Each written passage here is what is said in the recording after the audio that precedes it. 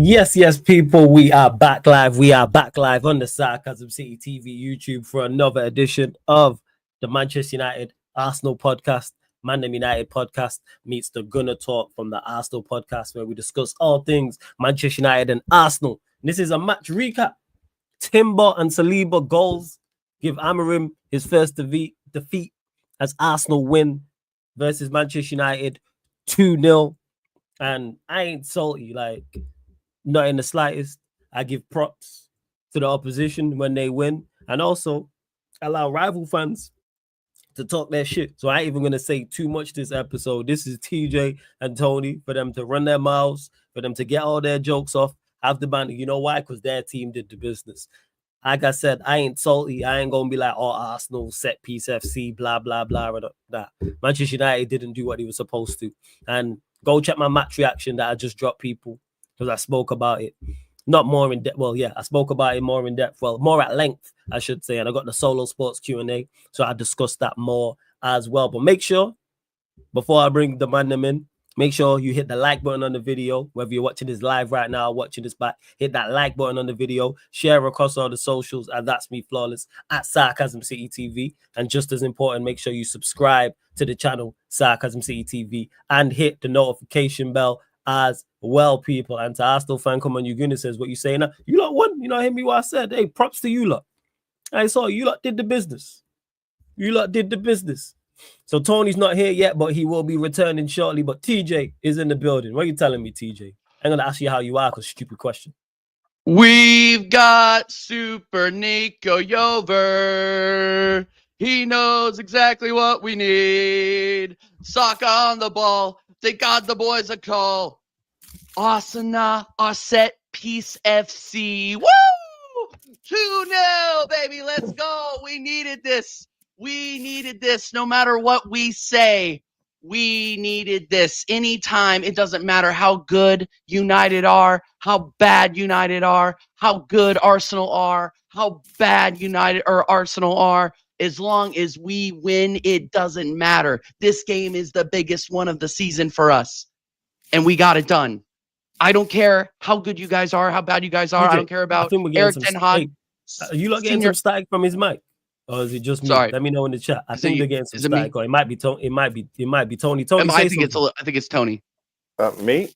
Yeah, it's you, Tony. You're moving mad. I think your mic is going up against your shirt there a little bit. Yeah. Bye, TJ. I didn't mean to interrupt. No, it's okay. It's okay. Yeah. I'm just glad. I'm just glad I can be sitting here with you. My guy Tony is back. Tony's back here, and it's just you feel like something is missing in your life, Flawless.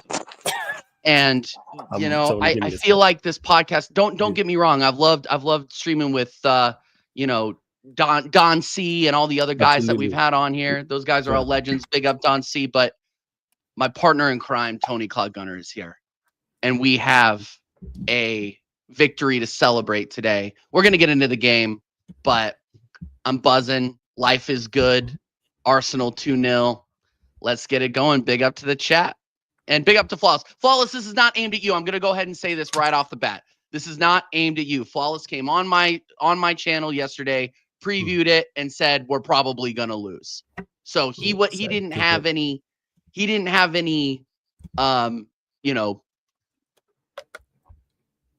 Yeah, chest. Hey, TJ, you just got out.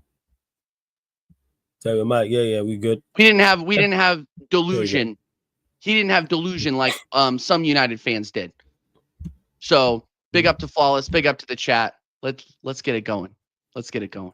Yeah, man. Tony, first and foremost, how are you? Before we get into stupid question. Enjoying the win, I should say. I don't even have to ask you how you are. Let's see, Tony having some technical difficulties. Tony, you with us? Can you hear me in any way? There we go, man. A1. That's much better. Okay. Yeah. Okay. That's it. Better. Much better. Much better. No delay either, better. It seems. Yeah, So yeah. good. You got the primo TJ. internet now. Look at this guy.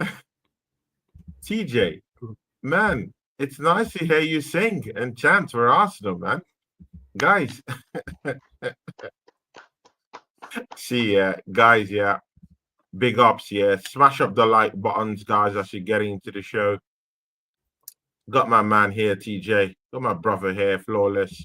It's another one. A big win, yeah, in London, Emirates Stadium. See you guys, yeah. I mean, this doesn't come as a surprise to me, spanking Manchester United. But again, I actually thought that Arsenal will go more, because we need to raise the bar. Just last week, yeah, the manager was saying something in the lines of Arsenal wanted to make a statement against Sporting Lisbon. I actually wanted this to be a very huge statement win by Arsenal, but we ended up messing up the whole thing today anyway, because Manchester United, to be very, very fair to Manchester United, they got me at the edge of my seat in that first half. I mean, the way they controlled the ball, man. Okay. All right. I mean, they passed it around. Like, let's be fair, because sometimes, yeah, when I want to dish out justice, I can. Yeah. And to be very fair to Flawless, yeah, and to them other Manchester United lots. I mean, I was shocked at what happened, man. I was shocked. Because these guys, yeah, they were just passing the ball around in the first half. In their own half, to be very fair to Arsenal. But they kept possession of the ball in the first half. 60% of the ball possession belonged to them. Yeah. Arsenal was 40. Who was at home? It got me thinking, yeah. And again, the way Manchester United just choked that midfield and choked out Odegaard. Odegaard was missing throughout the game today. TJ, to be very sincere, I'm quite surprised you're happy in a way, like with the whole thing. I'm just happy we won, Tony. We can talk. We can talk a bit more darker, but nothing I'll to just be roll worried with about. the punches. But I mean, the way they completely choked out that midfield, yeah, I was so shocked with it.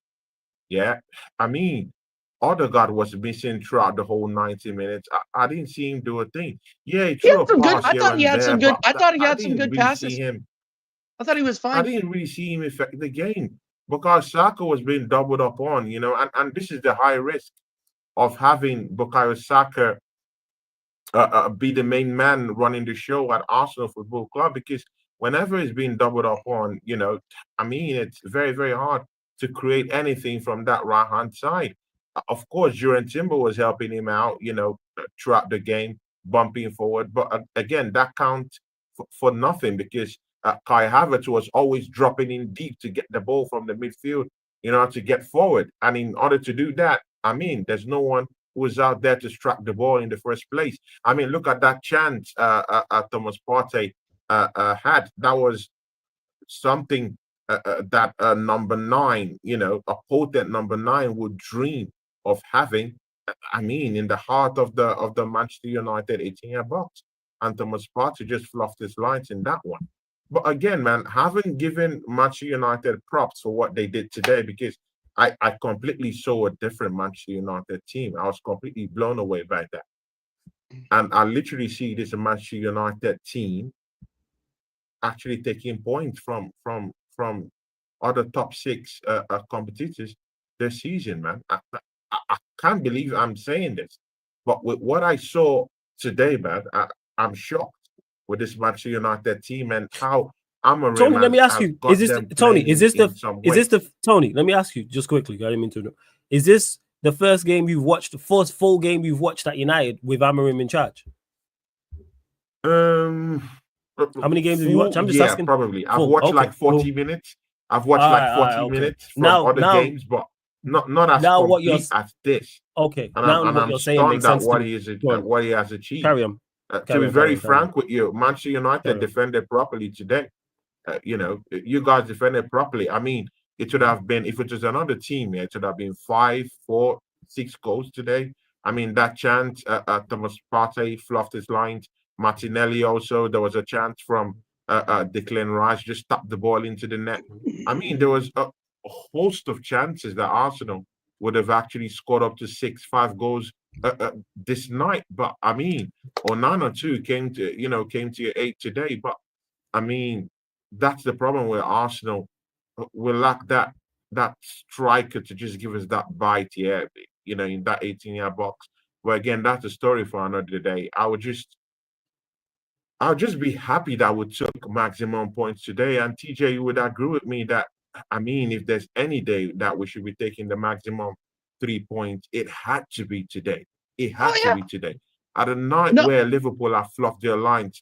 See, man, I mean, TJ, you weren't here yesterday. There was a big show down here yesterday. I came to crash the party. I heard it blew. I heard it blew up after I left the chat. I mean, Lex and his other minion. I mean, I'm talking of Mont, who came down here and handed the title over to Liverpool. You know, I mean, and Lex was talking about pipes. Well, see, man, I think your pipe is back. You know, see, back pipe from Baghdad. Yo. You have. I mean, welcome back, Tony. Man was talking about pipes out here, man. Why you having back pipes from Baghdad? See, see, Flawless, this is simple, Titles aren't handed over, in December. It's a different turn, and again, if there's any day Arsenal should have gotten this maximum 3 points, today was that day. And I'm just very happy we just crossed the line, got over the line. Again, TJ said something, set piece FC. I mean, TJ, Flawless. I mean, how many times? See, Flawless, would you say I never told you about set piece? Yeah, on the I knew show about you lot with the set piece. I know about you lot. Right? That's on the set pieces, That's why I'm annoyed about my own team. Something, that I always like. Rather than bickering and just costing our lots that we don't have that number 9. It's a certified thing. Arsenal didn't do good business. Again, you have to look for multifarious ways through which you can get over the line, alternative ways through which you could get goals in. That's what I'm talking about. And you know what? If set piece FC is that alternative way that would send me on my way to winning the league this season with Arsenal Football Club, I mean, I'm all there for that party. How about that? How about that, baby? I literally said this yesterday on the show, that I don't think that Manchester United have what it takes defensively to actually cope with what we bring into the table with our set piece. And I mean, that's what happened today. Just imagine that Manchester United defense with Gabriel down there today, what would have literally happened with the host of corner kicks we had. I mean, these teams, will quake any team. And I'm not just talking of Manchester United. I'm talking of literally any team in this league will find it difficult, very, very difficult, to actually find Arsenal out with this set piece trickery we all have in our team right now. This is dark arts of the highest order. I mean, we've got players scoring with their arms, legs. I mean, we got Saliba scoring with his bum. I mean, this is what Arsenal is doing. Out here. We've got players scoring with their bums. I mean, literally. I mean, there's no way. We all watched the game. Scoring with their bums is wild. We all watched the game. And just, I mean, it's been a minute since I've used this. There's no way I could actually put that in lighter terms. Saliba scored with his bum today. Just to clarify this, man. I mean, I'm sorry, man. There's no literal way I could say that. That literally he scored with his bum. You could have just said he scored. We all watched the game. We all seen it. We all watched the game, Tony. You don't have to say specifics. It's like saying, Saka put in the corner with his left foot. We're fully aware Saka put in the corner with his left foot. I'm back. This guy, I'm back to piss this Manchester United fans up, man. This guy is crazy. I mean, great game, 2-0 win, 3 points in the bag. Our rivals for the title dropped 2 points today. I'm happy. We're looking at them right now with a slingshot. I told Mont yesterday when he came to this show and handed Liverpool, the title in December. I told him there are more games to come. You will drop points, Mont, and you know what? More of these games are coming. You would literally drop more points before the end of the season. In fact, right now, Flawless and TJ, the team that scares me right now is Manchester City. I'm having this premonition that this guy might come back. No, TJ. No. No, TJ. No. TJ, you know what? Yeah, TJ. No. TJ. See, Liverpool would drop out of the title race by February. I'm very sure of that. I'm extremely sure. I completely disagree. Extremely sure by February. Yeah, Tony, I thought this was going to be an easy show, bro. Injury away. If they lose Mohamed Salah and Gravenberch, that's the end. And They're right not now going to they're lose dropping Mohamed points Salah. Mohamed Salah has to been the best Newcastle. player in the mean, league. If Manchester City, yeah, goes and do good business in the January transfer window, see, they don't need anything big. Yeah, they already have Haaland, the Robies, who could score goals. They just need someone to tuck into that Rodri position and can just get that engine working again. If they go and get someone in the ilk of Zubramendi, it's all over. I mean, it's over. Practically, it's over. They could actually come back. See, TJ, man, I'm happy for the win today. I won't stress this. Danny has to be more stressed. 3 points in the bag. Our rivals today for the title dropped 2 points. I'm happy. It's a win for the Arsenal. Let's go. Yep. No, I just want to address something real quick, if that's all right, Flawless. Of course, man. Flaw's yours. I just thought, bro, I just thought that there really wasn't like United didn't look threatening at all, except for that Dalot passage at the beginning of at the end of the first half. Like I thought we controlled the ball. I thought we controlled it really well. I don't think we played the best, but we controlled what we could control. Going forward, and I really need to see more in the final third, because while we are set piece FC right now, and to be honest, you guys can call us set piece FC. I don't care. It doesn't offend me. We're scoring goals. Like, that's what pisses the ops off, is that we're scoring goals. So, number one, hold that. Number two, it does concern me just a little bit, because we need to start scoring more open play goals. We looked like garbage in open play today.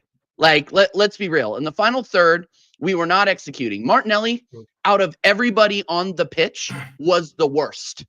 He was the worst player out there today, without a doubt. Was missing. He just looks like he loses his head. Like, this guy is Jekyll and Hyde out there. He has a good game, and then he has an absolutely awful game. So he's still worrying me on that left side. Zinchenko, I never want to see this guy play again for my club. Please stop putting him out there. I don't care. Stop putting him in that position. Put out one of the kids out there. Put out Miles Lewis-Skelly. Why even have Kieran Tierney on the bench if you're not going to play him? Like, stop doing this. Stop doing this. I didn't think, and here's the thing, is I didn't think Thomas Partey played that well today. There were a lot of key passes that he was missing. And people are saying, oh yeah, well, he was like a player of the match kind of thing. No, Declan Rice, if you're gonna say anything, it's between Declan Rice and it's between Timber today.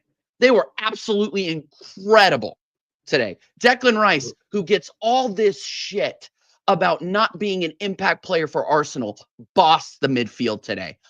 This is why he's behind me today, because Declan Rice absolutely cooked today. Great. Recycled the ball really, really well. Anytime he needed to bail Odegaard or Saka or Martinelli or Trossard, whoever was on the left at that point, he needed to bail them out. He was there to dump the ball back to. So Declan Rice, I'm not hearing Declan Rice slander after that game. Fantastic match from Declan Rice today. Kai Havertz was awful. Stop with the Kai Havertz prop. He did nothing today. All he did was get it stuck in. That's all he did. He played shithouse football. He got under people's skin. That's all he did. He did not provide a thing today. He did not provide a thing. Is his job to provide? His job is to provide goals. Yes, that he is the nine. I mean, we're using him as a nine. You're meant to get clear-cut chances to him, innit? Only one clear-cut chance was dished out to Kai Havertz. No, you have to be fair. No, TJ, you have to be fair. You have to be fair. I mean, I don't want to say justice for Kai today, because, I mean, it's not all about him today, but come on, man. I think that's over-the-top criticism. He wasn't good today. To Kai Havertz, man. I mean, he had to drop down deep lots of times when I was checking out his game. He had to drop down deep to actually get the ball or to get anything going on. I mean, even in our midfield, see, man, I have to throw into question what TJ just. He wasn't good today. Sorry, TJ, I have to throw into question. TJ, I have to throw into question what you just said about Declan Rice. I'm sorry, man. Declan Rice didn't have a. He got player of the match today. No, he didn't have a field day today, man. I'm sorry, man. I'm sorry. Thomas Partey even had a better game than Declan Rice today. He was the one even getting into forward positions and attacking positions to be able to even create anything, to even get a shot on goal at all today. To be very sincere with you, I thought Thomas Partey walked his socks off today. I was seeing him popping up in more attacking positions than usual today, than even a Declan Rice did today. Yeah, he mopped up a little bit, but again, I think he can do more. I mean, where are the shots from outside the box? He did these things in West Ham. We He did has this. We've had this completely dried conversation. up. I think we had this I didn't see any conversation this shots from time outside last the year, 18-yard where you're box. expecting I Declan didn't Rice see to him score drive goals. through. He's not that Yeah, guy. he took some good corner kicks, but I mean, he didn't do anything particularly special today. I hear you if you said he had a good game. I hear you on that, but You need to rewatch and the to game, claim he Tony. had an exceptional game, no, I don't think so. How can he have an exceptional game today when our midfield today looked drab like that? I thought our midfield that's looked an fine. indictment on our whole midfield. If you say that he had a fantastic game, I don't think so. He didn't have a fantastic game today. He had a Midfield looked fantastic drab. game. I don't know. Maybe it's 4 out I of don't know. 5 They just aerial played a little duels bit won. under the weather today, TJ. I Accurate don't know. crossing. I'm happy for the win, but I'm not just 88% of his sold out passes on our performance completed. today. Got an assist. I don't know why you're shitting on him, to be honest. I don't No, understand Well, it. Tony, do you think he was bad He today? didn't Or you have just an over the top performance today. what do you think? That's What would you say? What would you call? I thought he was man of the match. Tony, what would you call his performance? What would you say? Like rating him to like a describe average at best. I mean, average at best. I mean, today wasn't the best of days for Arsenal, innit?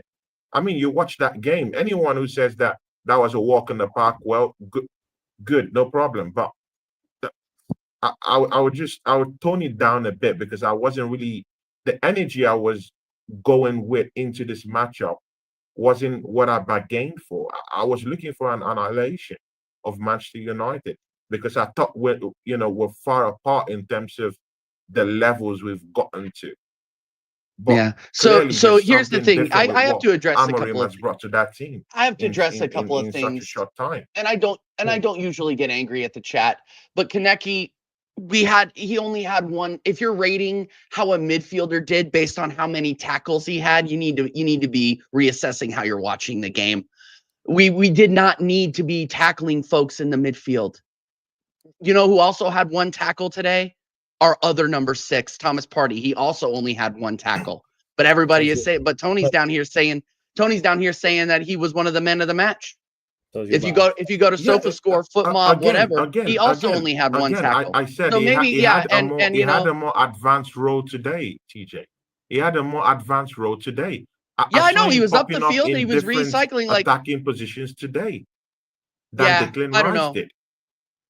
Declan Rice, I thought Declan Rice was fantastic today, and look, like you guys could talk, and you know what, and Konecki, you can hold that, especially because if there's anybody that talks shit for Man United, it's you. So I hope you are in despair today. If you're talking about us playing 3 CBs, 4 CBs, 5 CBs out there, how many do you have on your back line, my friend? Amarin Ball is all about having fullbacks, center backs, wing backs, back FC, bro. Don't chat to me. Don't chat to me after your team hold a 2-0 loss to us. Don't chat to me. You got nothing. Amarin Ball is going to take a lot of time to clean up what the Glazers and Ten Hag did to your club. Enjoy the ride because it's going to get worse. Because I'm going to be honest with you, this wasn't even near what Arsenal's level was. We didn't get out of second gear today in terms of what we could do in open play. How we looked against West Ham versus how we look today, it was night and day. Night and day. That's what makes the defeat worse for me. Yeah. And I'm sorry. And I want to ask Flawless too, because this isn't all about me. This isn't all about me. This is you man's moment, but go on. Because got you I questioned Amarim's starting 11 today. We talked yesterday about who we expected to see in the starting 11 for Man United. I was seeing, and I brought up just off the cuff. I didn't think it was going to be true, but off the cuff, I brought up Malacia. Yeah. Did you expect to see Malacia in starting 11 today? I didn't expect to see Malacia. I didn't expect. But did that disappoint me? I mean, what did you think of the starting 11? I wasn't able to tune into the watch along because I was doing my own. But what did you think about it? It's cool. I said it at the start of the match reaction. You lot, make sure you check it out. I'll drop it in the link. I'll drop the link in the chat. Hey, you lot, you can disagree. Please just keep it non-personals. Keep it all football in the chat, or I will block you. That's the TJ, Tony, or myself people. Keep it football related. You can disagree. Any personal attacks, you will be blocked. So please be respectful. What was I going to say? I said it on my match reaction. Amorim got the lineup wrong today. Painfully wrong. Painfully wrong. In regards to no Diallo. Defensively, again, I very rarely have defensive issues with Manchester United. And defensively, I seen the team. I said, cool. I said, no problem. That is always on the ball and offensively. And he got it completely wrong today. No Diallo is a crime. He's an absolute criminal. We already struggle going forward and creating and scoring goals. And you take off the player who has not only been our best attacking player, but is also in fine form. And then you play the holy trinity from hell in Mount, Garnacho, Højlund. Whoa. That's crazy. Said it. I never want to see it again. Holy Trinity from hell. They give you nothing. Mount, not even to his credit. One thing I can say, off the ball, fantastic. I say this about him all the time. When it comes to his off the ball attributes, phenomenal. On the ball, gives you nothing. Garnacho's the worst 10 we have. He contributed to the first corner for the first goal because he miscontrolled it and got caught because he can't receive the ball with his back to go. It's like, why are you there? And that's on the manager. He gives you nothing on the ball. He gives you nothing off the ball. Højlund super limited, as we know. So the fact that Diallo, you could have easily played the same back five that you played with the wing backs, played Diallo in the 10, played Bruno there in the 10, and played Rashford up top. All our attackers are terrible outside of Diallo. You have to play players who are in form. Rashford has just scored 2 goals. Xerxes just scored 2 goals. Play one of them at least. As much as I don't rate them. And Rashford stupidly gave the ball away for the second goal, trying to chip it up and clear it. And we all know Rashford's limited. So this is not me campaigning. I'm saying this is what he has to work with, which is not his fault. When somebody is in form, you have to play them. Play them until they're out of form. Wait. But who's in form? When I say in form, did you see the Everton game? When I say in form, I'm talking about. When I say in form, I'm talking about in terms of goals. Yeah. Who? Xerxes. Why wasn't he on the pitch? Rashford scored 3 and 2. Rashford scored 3 and 2. Oh, wait. You meant the goals he scored against Everton? Everton. I mean, a relegation-bound team, is that form? I mean, let's start revisiting what we're talking about. Form. I mean, because you've jumped in without understanding what I'm saying. When I say form, Rashford is not a good player. He's never going to play well overall. So I'll clarify it for you further. Goal scoring. If one of our strikers is scoring goals, you have to play him. Because eventually the goals are going to... Let me land, and then you can respond. If one of our strikers is scoring goals, doesn't matter who it's against, you have to play him because eventually they're going to dry up because our attackers are not very good. So if someone's just scored 2 goals, we know what Rashford's like. We know he's going to go on a drought. You have to play him until he goes on that drought. I said this about, you've missed this. I said this about Højlund and Rashford. Alternate until one of them scores. I didn't miss it. All I'm just trying to say is that maybe Amorim sees something more different that you're not seeing in training. I mean, it's one thing to score against Everton, yeah? It's one thing to score against Everton and to get a goal against Polk or wherever, man. But see, man. He didn't score. Here's how you messed up. What did you just say then? You just mentioned Bodo Glimt, correct? I'm mocking him. Who's the striker who played today? Who did he score against? See, man. No. Answer the question. You know what? Yeah. No. We're not doing that. We're not doing that. You just mocked Bodo Glimt. Who did the striker he started today? Which team did he score his goals against? See, Rashford scored his goals. Rashford scored his goals against Everton. And who did Højlund score his goals against? Højlund scored against Bodo Glimt. He scored against Bodo Glimt, right? He scored 2 goals against Bodo Glimt. Again, and which one of those? But again, no. Bodo Glimt. Which one of those? Bodo Glimt isn't a Premiership side. It's a 4-4 side. But Bodo Glimt isn't a Premiership side. It's a poor side. Rashford scored against a Norwegian champions, relegation-bound Everton team. So if Amorim sees something different or sees a reason why he shouldn't be using someone who scored against Bodo Glimt, against potential Premier League winners, I mean, maybe he knows more than you. I'm just saying. Did it work today? Yeah, today. That's what I'm saying. Did it work? Did our attacking trio work? But again, it doesn't have to work. It doesn't have to work. What do you mean it don't have to work? No, it doesn't have to work because your team is incomplete. Did it work? It doesn't matter about you don't have what it takes to compete with Arsenal. That's a fact that you already know. Answer the question. No, but it's a fact that why would you expect it to work when you've already agreed that we're not on the same level in terms of the kind of players we have? Did the attack work?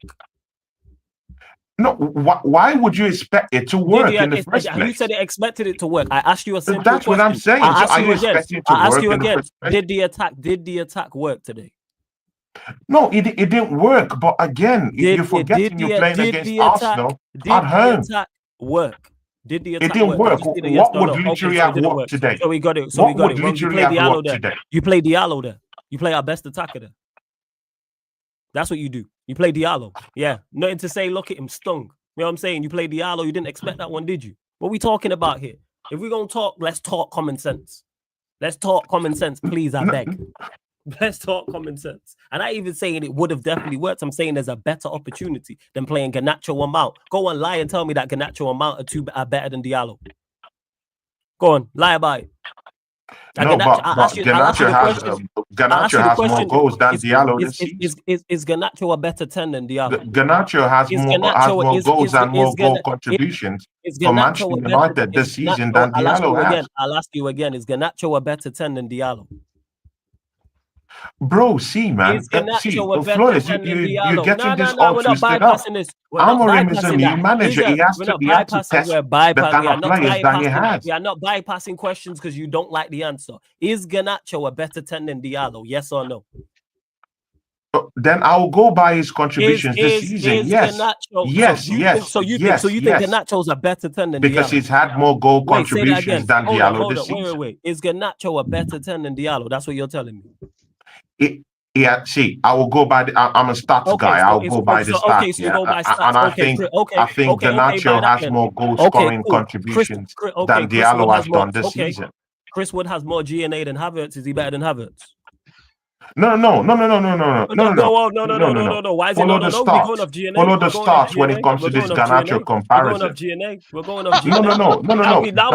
Does Garnacho have more goal scoring contributions than Diallo? Is that a fact? In the Premier League, no. This season, no. This season entirely in all your games. No, in all competitions. Don't count them games. You can count Barnsley. Why? Because you can count Barnsley. Because you can count Barnsley. If you want to crash on Everton, but then don't want to crash on Barnsley. What are Barnsley? What league are Barnsley in, Tony? What league are Barnsley in? All right, man. Answer, no, don't all right, man, me. What league are Barnsley in? No, see, what league are Barnsley in? I'm not saying Garnacho is in the best position. I'm just saying your manager. What league are Barnsley in? Because now you're putting extra pressure on that manager right now. And this doesn't look good for you, Flawless. It doesn't look good. What league are Barnsley? It doesn't look good. Garnacho's better than Diallo. It don't look good for you. What league are Barnsley in? What league are Barnsley? Man wants to crash on relegated Everton and don't count goals, but you want to count GNA against Barnsley. What league are Barnsley? And I'll ask you again. We just won't move on. We'll be here for the next hour. What league are Barnsley in, Tony? Bro, does it matter? What league? Yes, it does matter. What league are Barnsley in? Yes, it does matter. Does it matter at this time, provided it gets you ahead? Yes, it does matter. No, does it matter, provided it gets you ahead? No. You wanted to bring up that Everton are battling relegation. What league are Barnsley in? What league are Barnsley in? I keep asking you. I got all night. So what league are Barnsley in? I don't have all night. Can we just say League One and move on? They can be in the lower league, man. They can be in the lower league position. No. I want to question what league are Barnsley in? They can be in the lower league.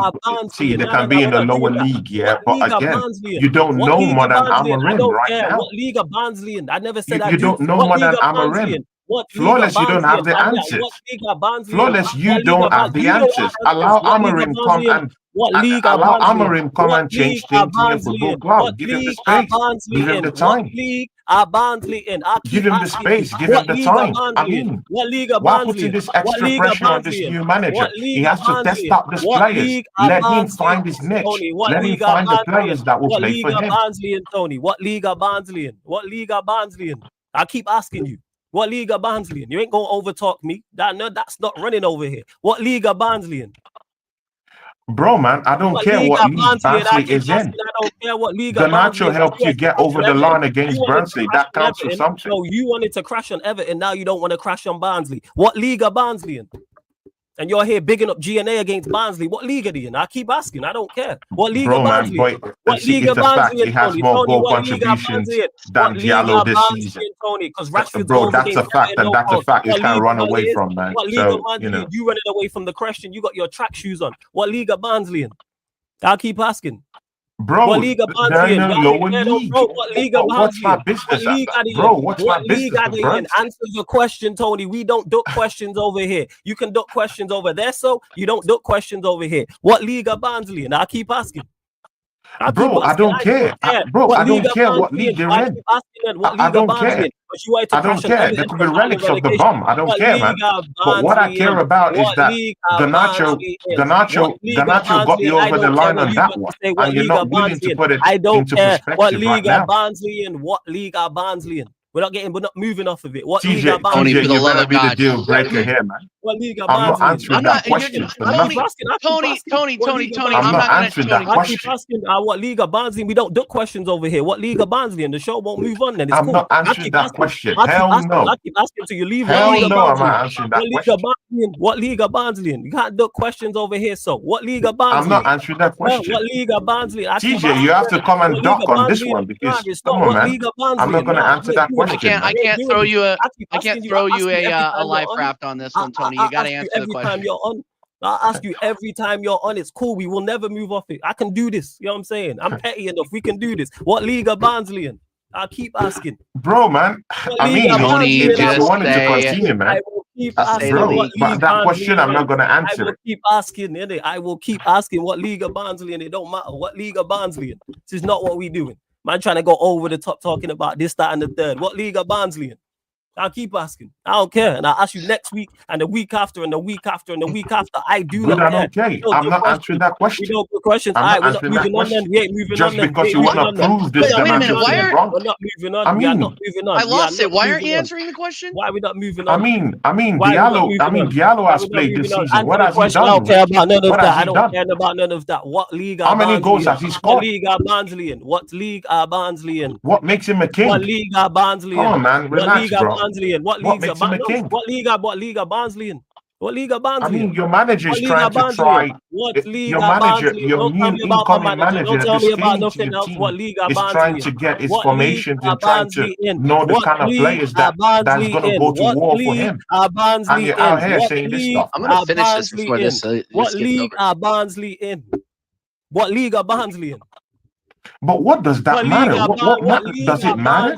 Yes, it does matter. No, does it matter? No, it doesn't matter.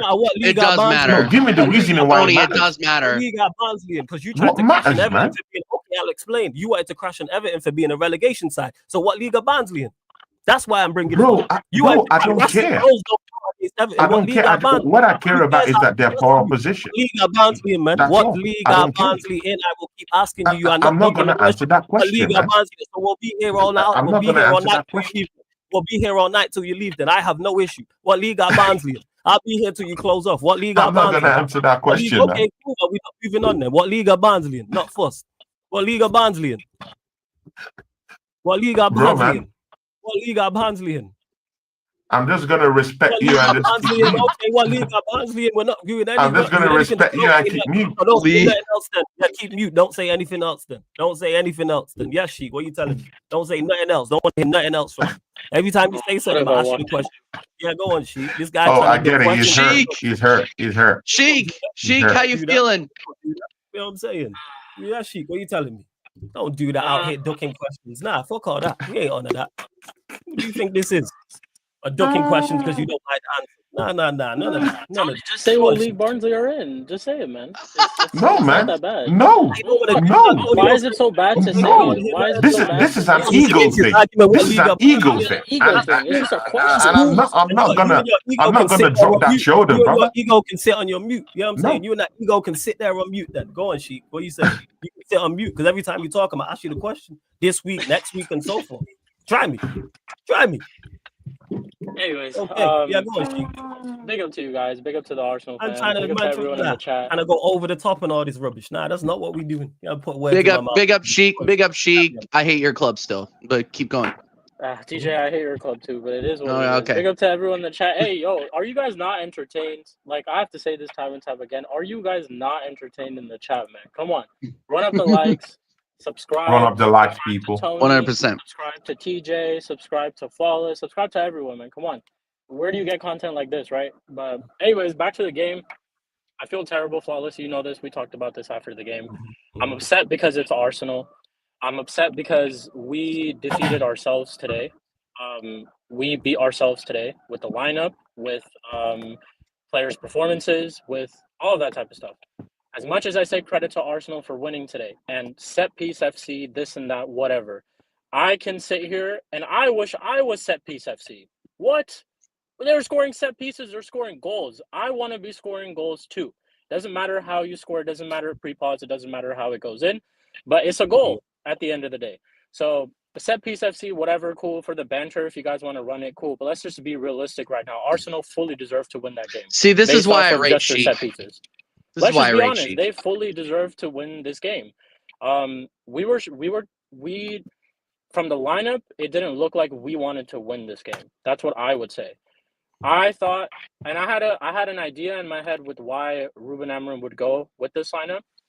Probably because of rotation. He said it himself in like a pre-match interview with one of the reporters. He said it was because of rotation.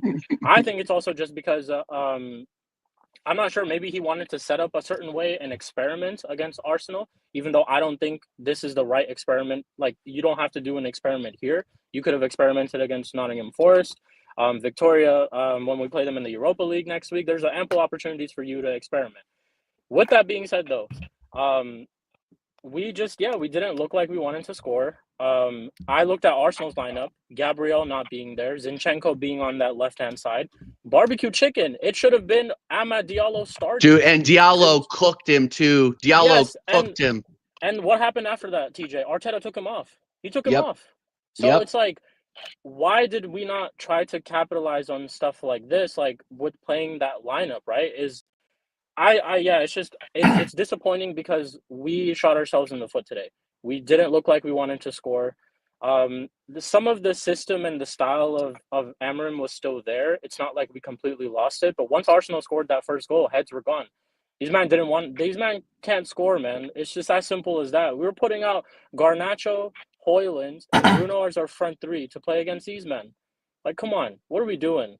But end of the day, it's not like worrying signs. It's not like Manchester United fans shouldn't be completely upset with what happened today. Like I said, I gave Arsenal credit for winning, but even they weren't at their best today. That first half, we completely controlled the game. 15, 20 minutes, we had around 60% of possession. Odegaard was quiet, and I said this in my in our show earlier today, Flawless in the Morning, that if we keep Odegaard quiet, we might have a chance to either get a draw or nick it, and that's what we did. And then look at the goals that we conceded to from set pieces. So it's like set pieces. It's like a UFC fighter not knowing how to wrestle, but it's part of the game. You have to defend. You have to be able to defend set pieces. And I get it. It's super, super hard. The way that Arsenal do their set pieces too, they throw everybody in front of Onana, and it's tough for him to clear it. I get it, but you have to deal with this stuff. Like, this is things that maybe I guess they will learn how to defend better. It is only like 2 weeks in with Amorim's system. They're still getting adjusted to a lot of things, even though I don't really blame that more so on the system. I blame that just on being well structured under this manager, and they weren't. And that's just what it is. The problems are still there. Like, we still lack creativity in scoring goals. Sometimes today, even we didn't even create that many chances. The best chances I could think of was Dallo and De Ligt. Other than that, and Anthony maybe at the end when the score was already 2-0. But other than that, I really can't think of chances that we created. So it sucks because we lost to Arsenal. They're our rivals. We get it. But I don't think United fans should be fully concerned about just this loss. Like, there's a lot of other things that we have to look into and see. Euro is back. He had a good performance for the minutes that he played. That's a positive sign for us if we can take any positives. Malacia, I thought honestly was going to get cooked in this team, but he played very well today. If I were to like stand out one player today, it'd actually be him because he kept Saka quiet. And then other than that, yeah, there's not really other players. And Ugarte too, he gets a good mention. I thought he played well today too. I think him and Casemiro, yeah, he did the business. There were times where basically he was trying to play like a switch or like a through ball pass, but it's honestly just not part of his game as of yet. And that's why him and Casemiro complement each other very well, because Casemiro sometimes can play that type of pass and can also do their defensive duty. So Bruno in the 8, Ruben, please don't ever experiment that ever again. Bruno in the 8, don't do that. It's worse than Bruno being in a 10, Bruno being in an 8. So it's like, don't ever experiment that again. And I hope he looks at this game and kind of realizes the situation that he has with these attackers. Some of them are just not good enough. Don't cater your system or don't cater yourself to these players by just, rotation and stuff. I get it, but don't try to keep playing these players again and again because you believe that they will be good. They're not good. We've watched these players for 3 or 4 years. They're not good. They're simply not good. They've got time and time again to prove themselves under different managers, and they haven't done it. They're not good. Rashford today, with all the goals that he's been scoring in the past couple of games, shocking today. Non-existent. Didn't want to jump for a header.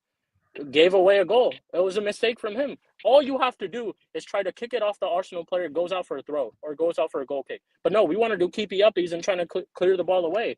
That's what we want to do. So 2 mistakes. Garnacho mistake leads to the goal. Rashford mistake leads to the goal. Other than that, I don't really think Arsenal did much in terms of threatening us. I don't think we did anything at all in terms of threatening them. That's just what the game is. They get the 3 points. We move. We go to Forest. We focus on that game now. Do you think you guys were saving up for Forest? Like, I was shocked at the lineup. I think he did. I think the aim was to get 4 points from 6. Yeah, I think that was the aim. I agree 100%. Which I don't like. I don't like the fact that you went that way because we could have got something from today. Or yesterday, technically. We could have got something. And Sheik said it himself, and I said it as well. We didn't look good in open play at all. We didn't look like we were generating a thing. Like a lot of this, I think it was like 6 or 7 in the corners that we got were just deflecting off of your players. Like, I can't recall, other than the Martinelli, I think the Martinelli and the Declan Rice sky balls over the net. I don't recall a shot on Onana that didn't come from a set piece. Like, I really don't remember. But yeah. Well, you're right. And big up to Daryl. So, appreciate Daryl for the super chat. First and foremost, Daryl, 4 goals, yeah? All right. You know what I'm saying? Daishin and that. You know what I'm saying? Did it finish 4-0? I know you like were 4-0 up.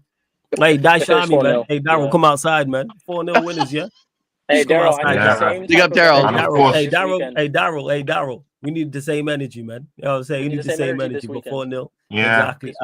Yes, we do. And Daryl raises a big point. Daryl raises a big point. The problem. No, you ain't doing that. No, we ain't doing this. What League of Barnsley in? What League of Barnsley in? You thought I forgot. Bro, what is it, man? Bro, what are you waffling about this Barnsley, man? We were so close. Come on, bro. It's a League One team. Okay, you have it. It's a League One team. So what do you want?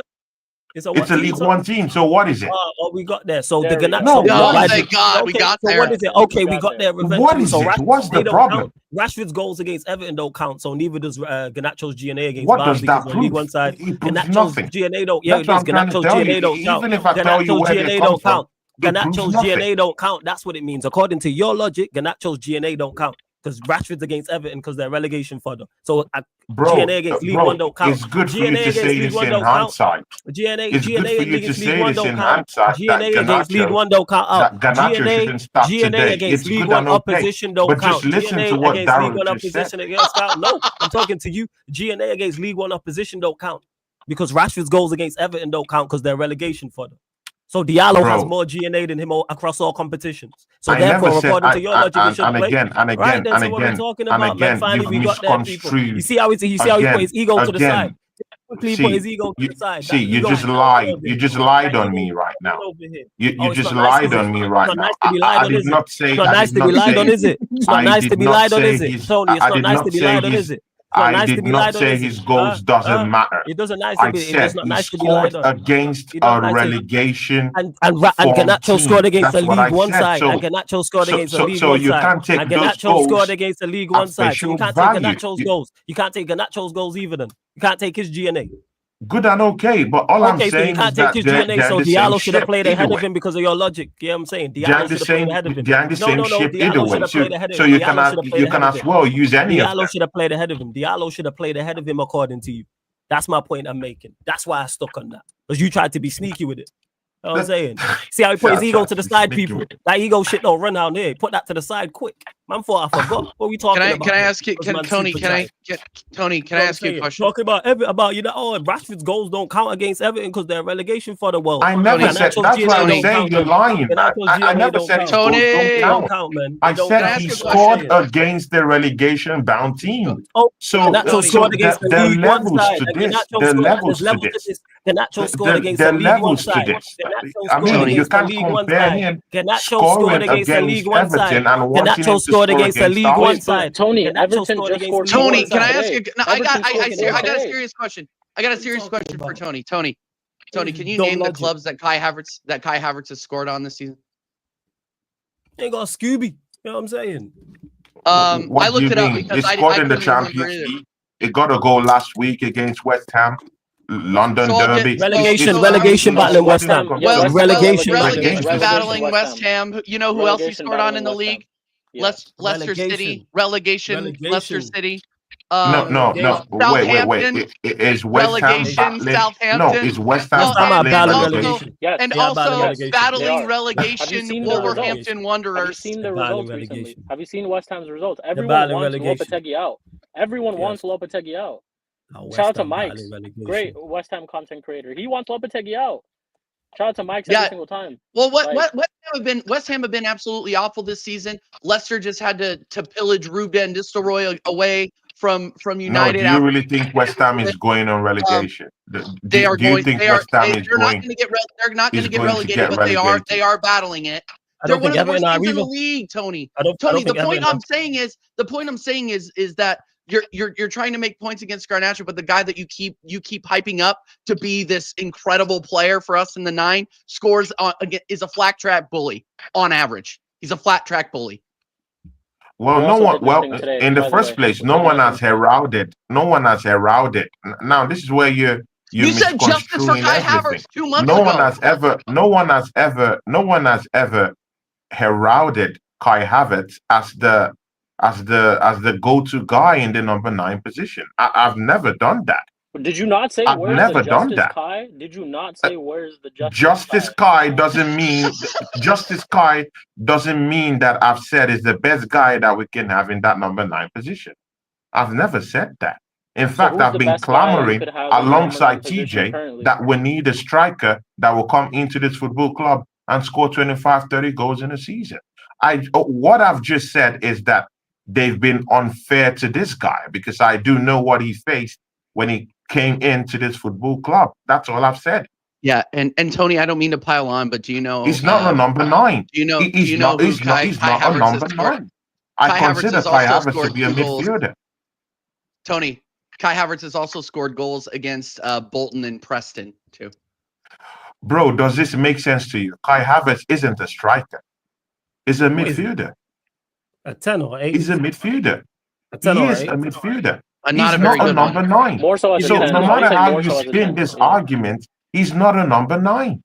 Is he a 10 so or 8? Why attaching all this pressure to Kai Havertz when in the first place I've never said that he is the king to be in that number 9 position? I've never said that. I've always said that we should bring in maybe a Victor Gyökeres or a Victor Osimhen. I've always said that. Is he a 10 or 8 in your opinion? Or both?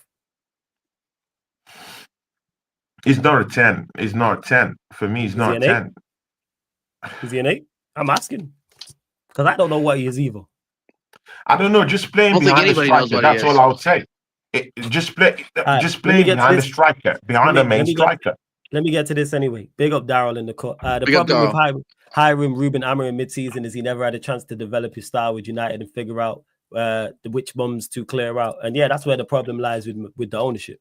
I put that squarely on him. Squarely on them, sorry. That's not on him in regards to that. And that's what Tony talking about me lying on him was trying to twist, talking about, oh, you crashing on Amorim. No. But if he makes a mistake, I'm going to call out a mistake. The lineup today was not the correct lineup. And the game showed out. So you've seen that attack.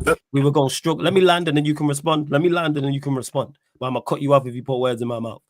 That attack was never going to do anything. Bro, I didn't put words in your mouth. I was just trying to get some clarity on what you said. No, he said if you do. I said if you're not even listening now.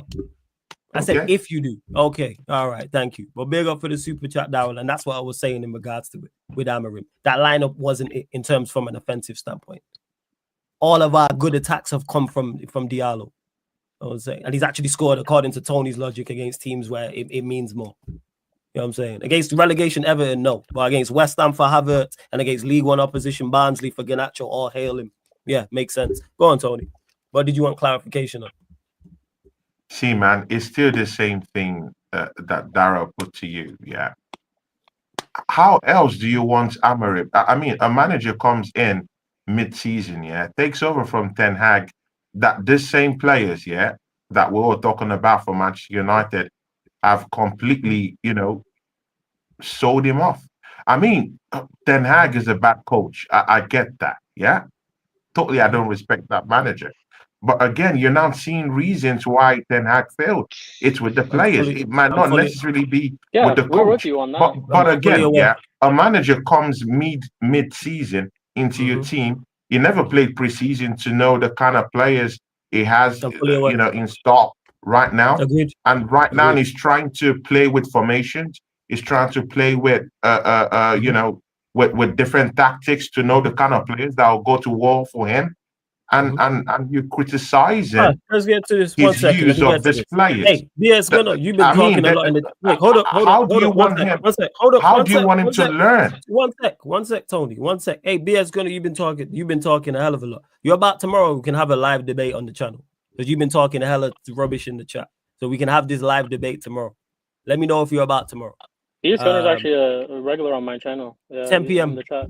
No, we know BX Gunner, but I don't see how you're saying that Tony he's already Amorim out. Yeah, man, I'll even exclude the. No, he hasn't said Amorim out. He didn't say that. It's not about sunning you. BX Gunner, are you about tomorrow? Because it's never sunning. You took a personal shot at me, not the other way around, but I let that slide. Are you about tomorrow, 10 p.m.? Let's have the debate. Because you clearly know so much about me that you saying I'm itching to be Amorim out, which is far from the truth. Just because I criticized the lineup. So are you about tomorrow, 10 p.m. UK time? That's all I want to know. And we can have the debate on here. That's it. That's all I want to know. I agree. He has never said that. That's outrageous. Itching to be Amorim out, you know. But again, flawless, yeah. But again, that's why it's comments like this, yeah. I do know BX Gunner. Shout out to him. But you know what? Yeah, it's comments like this that I want you to distance yourself from. That I want you, Flawless, to distance yourself from. What comments? Because see, yeah, because when you criticize Amorim's choice of players, this evening, yeah, to some fans out there, it will look like you're actually questioning the manager's technical know-how with what he has with the team right now. That's what I want you to distance yourself from. Let me respond. I don't have to distance myself. That means people are not listening. If you hear me criticize the manager for a lineup and you think you think I want Amorim out, that's your interpretation of it. Yeah, that's outrageous.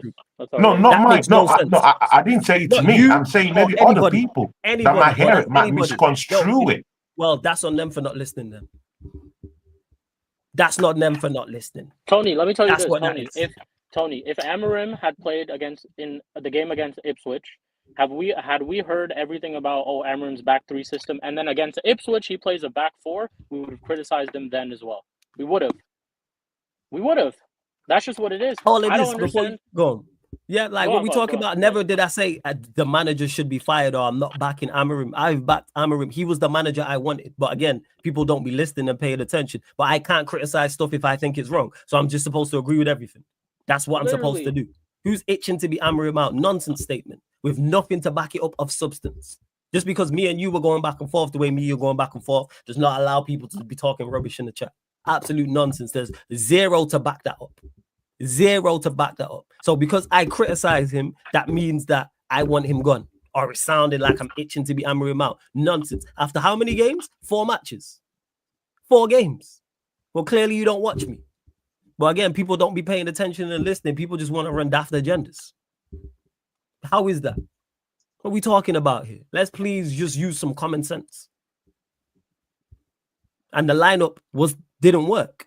But hey, we move. Hey, BX Gunner, I don't even care about all that. Are you about tomorrow 10 p.m. UK time? Let's have the debate on air.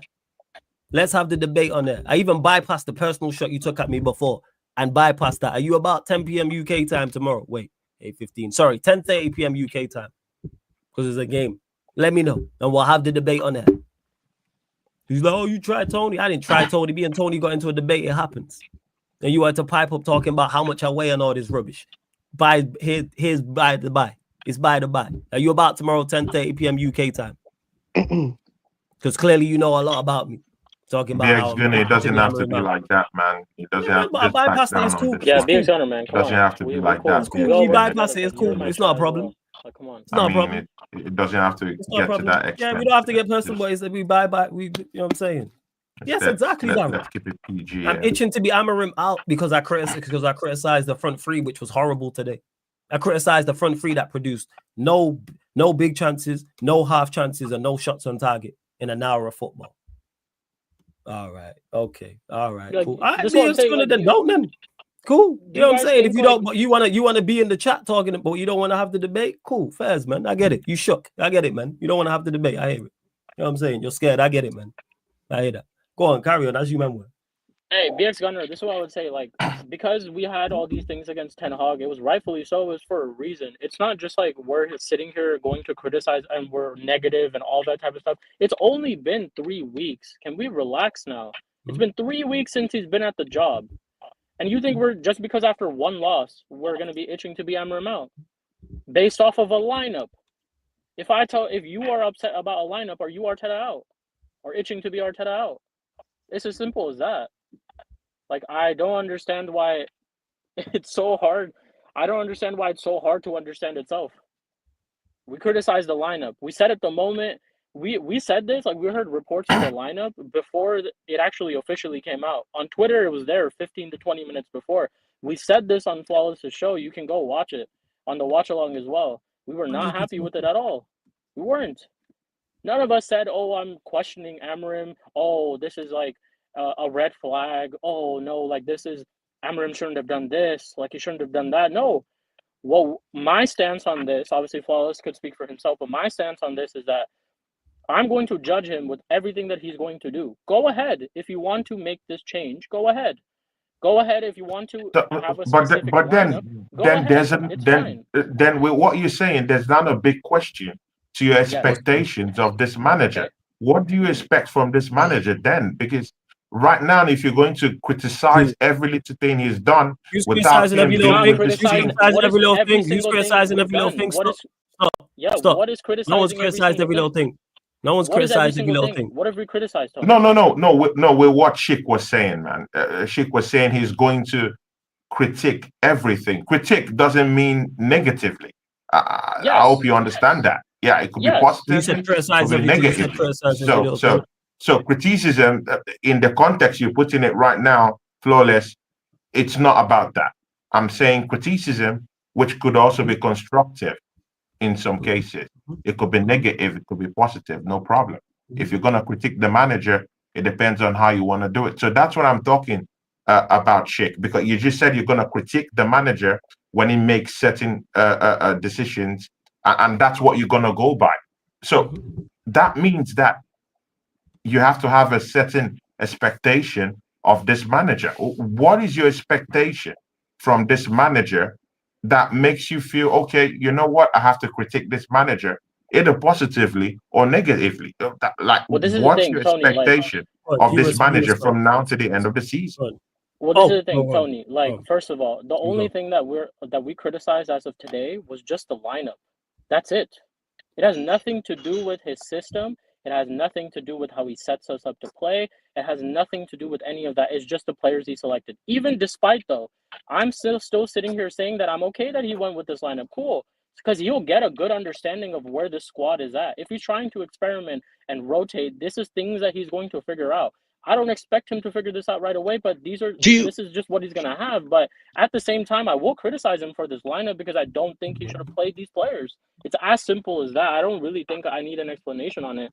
If I think he's done something wrong, I'm going to criticize him based on this lineup. And it's just not me myself. There's ample amount of United fans who have criticized the lineup today because simply of the fact, and you will agree on this, Tony, we could have gotten something from the game today had we played a little bit of a better lineup in that first half. We could have. I agree with that. I agree with that.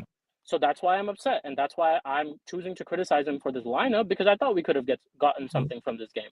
But have I? And to this, let me get to this. To the BS who says, "When did it get personal? You yapping hard, but look rattled." So Lau this guy, 125 soaking wet. What's this? Is this not personal? Man, come on, man. Am I lying? Okay. Okay. So who's lying now? All right. Okay. You know what I'm saying? Who's rattled to say this with no way even talking? Don't do this, man. I know this guy. I was gonna ask Sheik a footballing question. Yes. Okay. Oh, okay. All right. Okay. Big up to Marshall for the raid. Big up to Marshall. You fraud. It's not on you, man. That's what I'm saying. It's not on you. It's not on you. It's cool, man. It doesn't have to be like that, man. People think we have an issue. It's cool. Me and you, but go on. Ask him to respond to you. But before you go, TJ. Go ahead. Yes, of course. There's expectations on Amorim, despite the situation he's in, despite the team he's in. However, because he's at Manchester United, regardless, you're still going to have it's not ridiculous expectations, but if you make mistakes, I'm going to call it out. I legit said on my watch along beforehand, you know what I'm saying? Literally beforehand, I don't like this lineup. But if it works out, guess what I'll do? Praise him.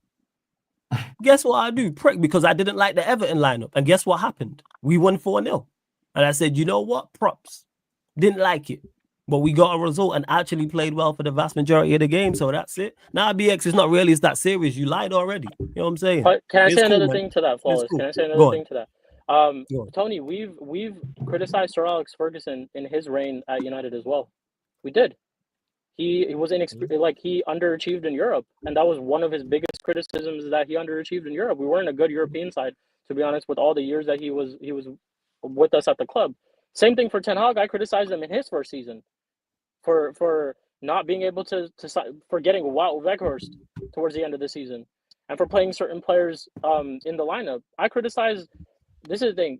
You can't always just be okay with things. That's what I'm trying to say, is that you can't just be okay with things. Obviously, I'm going to have to say something about it. Same thing for you, Tony. If you think Arteta today had a good performance, or he got the win today, next week, if you go and you lose, would you not want to criticize him for a mistake he makes? No, I get, but there's always two sides to a story. I mean, you can critique Sir Alex Ferguson, and his European pedigree, but again, you also have to, look the other way and check how other European teams set up, at the time. The kind of players they had at the time. Real Madrid had an entire catalogue of Galacticos year in, year out in that team. I mean, the AC Milan was looking good. They had the Maldinis. Other teams had shooters and killers in their team. You can only critique Sir Alex Ferguson's pedigree to an extent. There's always a backstory anyway. I hear you, Tony, but the thing is, first of all, you're talking about a specific example for Sir Alex Ferguson. I'm saying this overall in terms of managers and players too, just critiquing, right? It's the fact that, I totally lost my train of thought real quick. Okay. No, it's totally fine. When you're talking to Tony, that can happen, fam. No worries. No, I had something I was gonna say, and then because I was gonna, I literally, this is crazy. But yeah, getting to it, what I was gonna say was, Tony, criticizing someone does not mean that you're manager out or you're against them or you're a player. Yeah, sure, and I get that. I didn't say that. That's where the confusion is. I'm telling you this again. If Ruben Amorim had played a back four in his first game, I would have criticized him. That's not what we signed you for. We signed you for a 3 in the back system. So those are things that you can critique someone over. But overall, I'm not sitting here saying, I want Amorim out. I don't trust Amorim. What is Amorim going to do? I feel nervous. I feel concerned. No, there's still so much time left in this season. There's still so many things for him to figure out. He doesn't even have a fully fit 11 yet. We missed Mainu, Martinez, Euro just came back from injury. We haven't tried out Ahmad in the 10. Ahmad's continuing to playing in the wing back. So there are so many different possibilities that we could do. Plus, we can go into January and sign some players as well. Then let's say post-January, we could be having completely different conversations about Ruben Amorim. I will still criticize him then.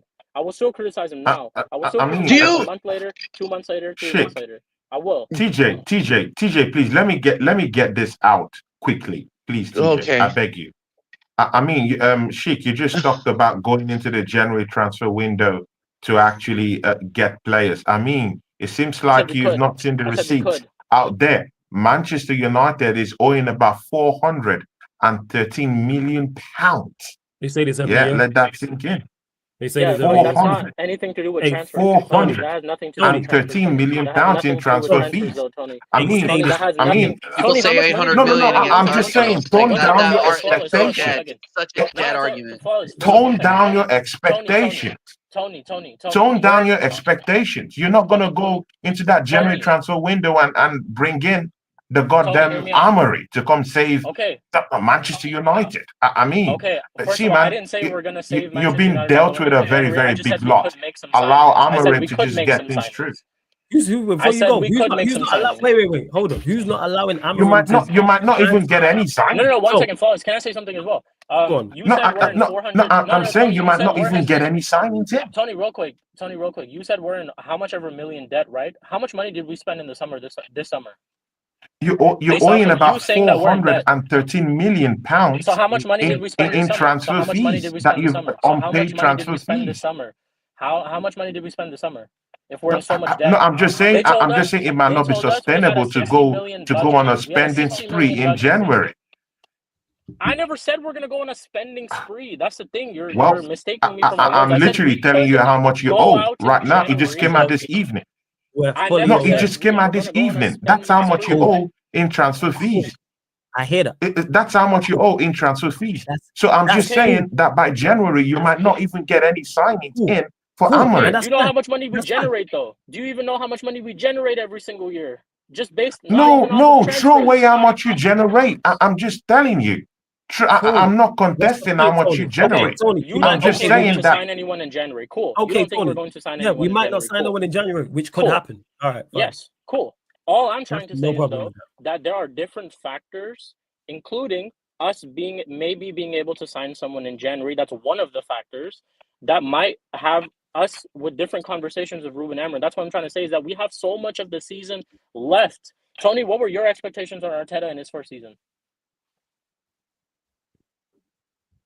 I didn't expect anything. Get me back into Europe, and please stop embarrassing me. That's why I'm not hearing this quell the expectations like Sheik or myself have said anything wild in terms of it. I didn't expect a rookie manager to take me to the Champions League in his first season. Yeah, I mean, the point I'm making isn't that as clear as day and night? Who's expected Amorim? Who said top 4? Who said I'm expecting us for top 4? Who said that? No one said we're expecting for top 4. I didn't say that, man. I mean, bro, everybody just puts up stuff, man. I didn't say any of this. Check the chart, not me. When you say quell the expectations, what are these expectations you think are so over the top? No, again, I'm just saying. I asked a question. I did not put it to you.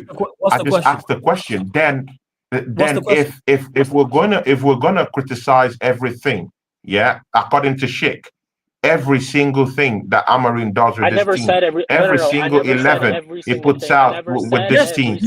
No, it was on you, Sheik. It was on you. It wasn't done flawless.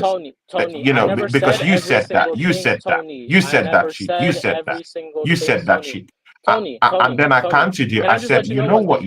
If you're gonna dish out this criticism. It's putting serious pressure on this manager. So it all boils back or circles back to your expectation of this manager in the first place. So what's your real expectation of this manager this season that makes you want to criticize everything he does with this team this season? First of all, I was just looking for the reason and why the criticism will have to be a little bit stern for this manager. I'll tell you my expectation. First of all, I didn't criticize every single thing that he's done so far. So that's just you saying something wrong about me. I haven't done that. I never said I'm going to end. No. One I second. Let me meant finish. critique. Let me finish. I'll let you critique. talk. Tony, I I'll let meant you talk. critique. Tony, I'll let you Critique talk. doesn't mean you said bad Tony, let me talk. statements about him. Tony, let me finish. Let him Let me land. It finish. could be Let me positive, finish. it could be negative. I Tony, let said, him land. Do you get I it? said, Let him I land. No, said, Sheik, do you get it? yes. That I get it. criticism Yes, doesn't I have get to it. be Yes. negative. Let him That's not the land. topic, though. That's not what we're talking about. You said that I Okay, criticized yeah. him for every single thing. This is the first. I don't know if obviously you've been like away and with a break, but this is the first time today that I've criticized Amram for anything. Today, first time today. We've watched 2 games under him, 3 games under him. We've watched 3 games under him, and today is the first time that I've criticized him for something as small as a lineup, Tony. That's what I'm trying to tell you. Is that I'm not sitting here waiting for something to criticize him on. I want my team to succeed. Can I just say something that's so wild? I'm sorry to interrupt, Sheik, because then I'm gonna fishtail it into my question, because this is so knee-jerk reactionary for anybody to be even saying. And number one, I think it's insulting to Arsenal. Number one. Because I think we played well enough to beat you today. I don't think it was well, but I thought we played well enough to beat you, especially with the way you guys set up. You guys are more. Just because you guys criticize the manager doesn't mean that you want him out. I criticized Arsene Wenger. I criticize good evening after victories. Like this guy pissed me off to no end. And by the way, it's interesting to see how all the glazing of the Arsenal fan base has gone away for him, by the way, but we're not going to bring that up. All I'm going to say is look, you are allowed to criticize Amorim after today. That doesn't mean you want him out. He is obviously a very good manager. He is very good. He has come in and beaten Premier League teams with Sporting, a team that he built in his image. A team until he transferred out of there was undefeated. Undefeated. This is the guy that Manchester United brought in, and he is playing with Ten Hag's players. And here's my question is, do you think Amorim needs to switch up his formation to mold to the players a little bit until he can get players that actually can play his formation? Because I don't see it, especially in the front three. I don't see it. But how can he know this? How can he know this when he can't even play around with tactics around the team and get to know who has the quality for him to get to use to get him over the line? I mean, Tony, to your point, he still needs to win matches. Tony, to your point, the reason why I was more lenient with my criticism early on was for the exact same reasons you said. He's just got here. He's figuring out who can play his system, the qualities of players. You've now been here, what, 2 weeks has he been here? Is it 2 weeks? 2 weeks? Yeah, 2 weeks. So you've now been, no. So you've now been here 2 weeks. You've now played 3 full matches, and you've now had multiple training sessions with this team. I can, from the outside looking in, notice that Mount, Garnacho, Hoyland front three is not going to work. That's why I criticized him. It's awful. Not just the way at Arsenal, at home to Bodo Glint. Here's one better. At home to Barnsley, I wouldn't want to see that shit. That's what I'm saying. That's why I criticized the lineup. Because yes, our Arsenal, the better side, of course. Were you favorites going into the game? Of course. However, what I want him to do is give us the best possible chance to get a result. Because the sides that you are better than that have took points off you. You're a better side than Brighton. They took points off you. You're a better side than Bournemouth. They took points off you. You're a better side than Newcastle. They took points off you. So that's what I'm saying. If you lot have an off day, make sure we are in position to take advantage of that and get a potential win or a potential draw. That's why I was criticizing. I don't know why that is so difficult. That front three. I don't rate our attackers. I've stated this repeatedly. It's awful, our attacking option. However, put the best out there. Diallo is clearly our best attacker. We're going away to Arsenal. Play him. If you don't want to play him from tiredness, don't play him wing back. Play him in the 10. Even play him for 45 minutes. Play him for the first half and then take him off and then say it was because of tiredness. Adrenaline gonna get him through anyway because it's United versus Arsenal. And then when I critique him and the game plays out as it does, as it does, and that front three had 0 shots on target, 0 shots off target, 0 big chances created, 0 half chances created, and did nothing, then I was 110% right with my criticism. Where on the flip side, when we played Everton, I didn't particularly like the 11, but I was more lenient because it was his first home game in the Premier League. We won the game 4-0 and played well. What did I say after the game? Hey, Amorim, you got this spot on, because today, if we win this game 2-1 and Garnacho gets a brace, or Højlund gets one and Mount gets one, guess what I'm sat here saying? Hey, Amorim, props to you. I didn't like this lineup. You got it to work. But if I don't think something's going to work, and then it plays out exactly as I think it's going to play out, I am going to criticize him. You should not be making mistakes that I can see. Again, Højlund, Mount, and Garnacho is the the trio of hell. That's what it is. It's the holy trinity of hell. It's awful. I can tell you that. Sheik can tell you that. Anyone who's watched Manchester United for any significant amount of time with 2 eyeballs in the brain can tell you that. It don't take 2 weeks to be here and 4 matches to figure that out. If he did this in his first game, I'd be more lenient. It's your first match. As much as I don't want to see certain players. His first 3 games, I gave him a blind because you're still figuring. It's 2 weeks now. You've seen everyone for a length of time, for over 3 football matches. What are we doing out here? But that doesn't mean I'm hammering him out. He's the manager I wanted. So I'm going to give him time to turn it around. This is why I'm not saying Flawless, have you thought of the scenario if maybe he was just protecting Diallo from an injury? I mean, we've seen managers protect their players even when they have injuries that they could still play up on, and maybe it's just keeping the guy more fresher for more bigger tasks.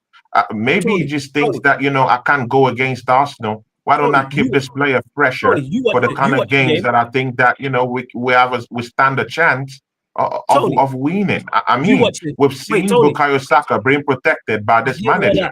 Sometimes he doesn't protect the kid. Here's why the argument don't make no sense. You watch the game. How many minutes did Diallo play? If he's protecting him from injury, how many minutes did Diallo play? He was subbed on in the 55th minute. No, he might not be 100. I mean, he might not be. I'm just saying. He was on at halftime. Now, this is not. He might not be 100. This is not off the top that I know. I'm just saying that maybe if he was protecting the player. I'll answer the question for you. If he's protecting the player, how come he played a whole half of football? That don't make no sense. Excuses out the window. Now, Tony, to your credit, where if he doesn't bring him on at all, then I'm with you. And it's like, oh, you wasn't ready and you was there for emergency. Same way Maino was on the bench against Ipswich and was on the bench against Bodo Glint and didn't get on at all.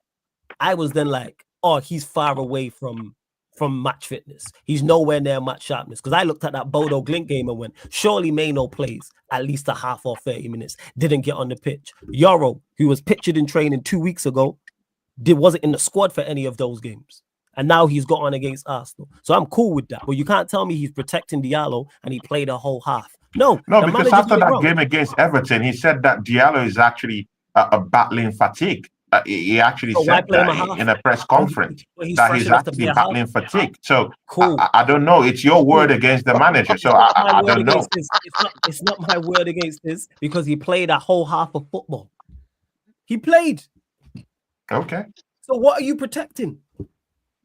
He played. No, I don't know. The manager. No, they were struggling offensively, so they needed to actually put Diallo in to get that Everton match. You know what he did? I don't know. Who would have thought, TJ? Mount, Garnacho, and Højlund struggled against a good defensive Arsenal side. So you know what he said? Oh crap!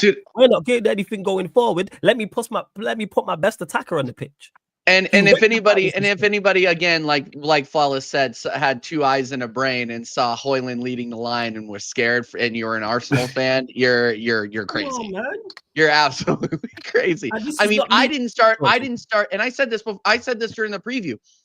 When I saw that Rashford wasn't starting against us, I thought it was like I was comfortable going into that game. Comfortable because you had a confident Marcus Rashford, you had a confident Amad Diallo, you had confidence all in that front 3. You had a confident Xerxes. I mean, you could have thrown Xerxes in there. He cooked Everton.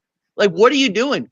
And you have an opportunity to get a result away, but instead you're potentially saving them for Nottingham Forest.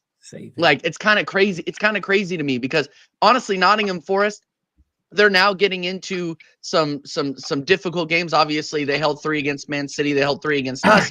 They're still a very, very good defensive team that Man United need to take seriously. So I just don't get that, especially when you have the form. Like, I understand you're trying to try out the players, but you've watched enough of the game tape to know that these players aren't it. Like, I think it was in the first match that it was in the, what game was it? I think it was against Ipswich. It was against Ipswich, where you would see Alexander Garnacho literally look off overlaps that would have created chances.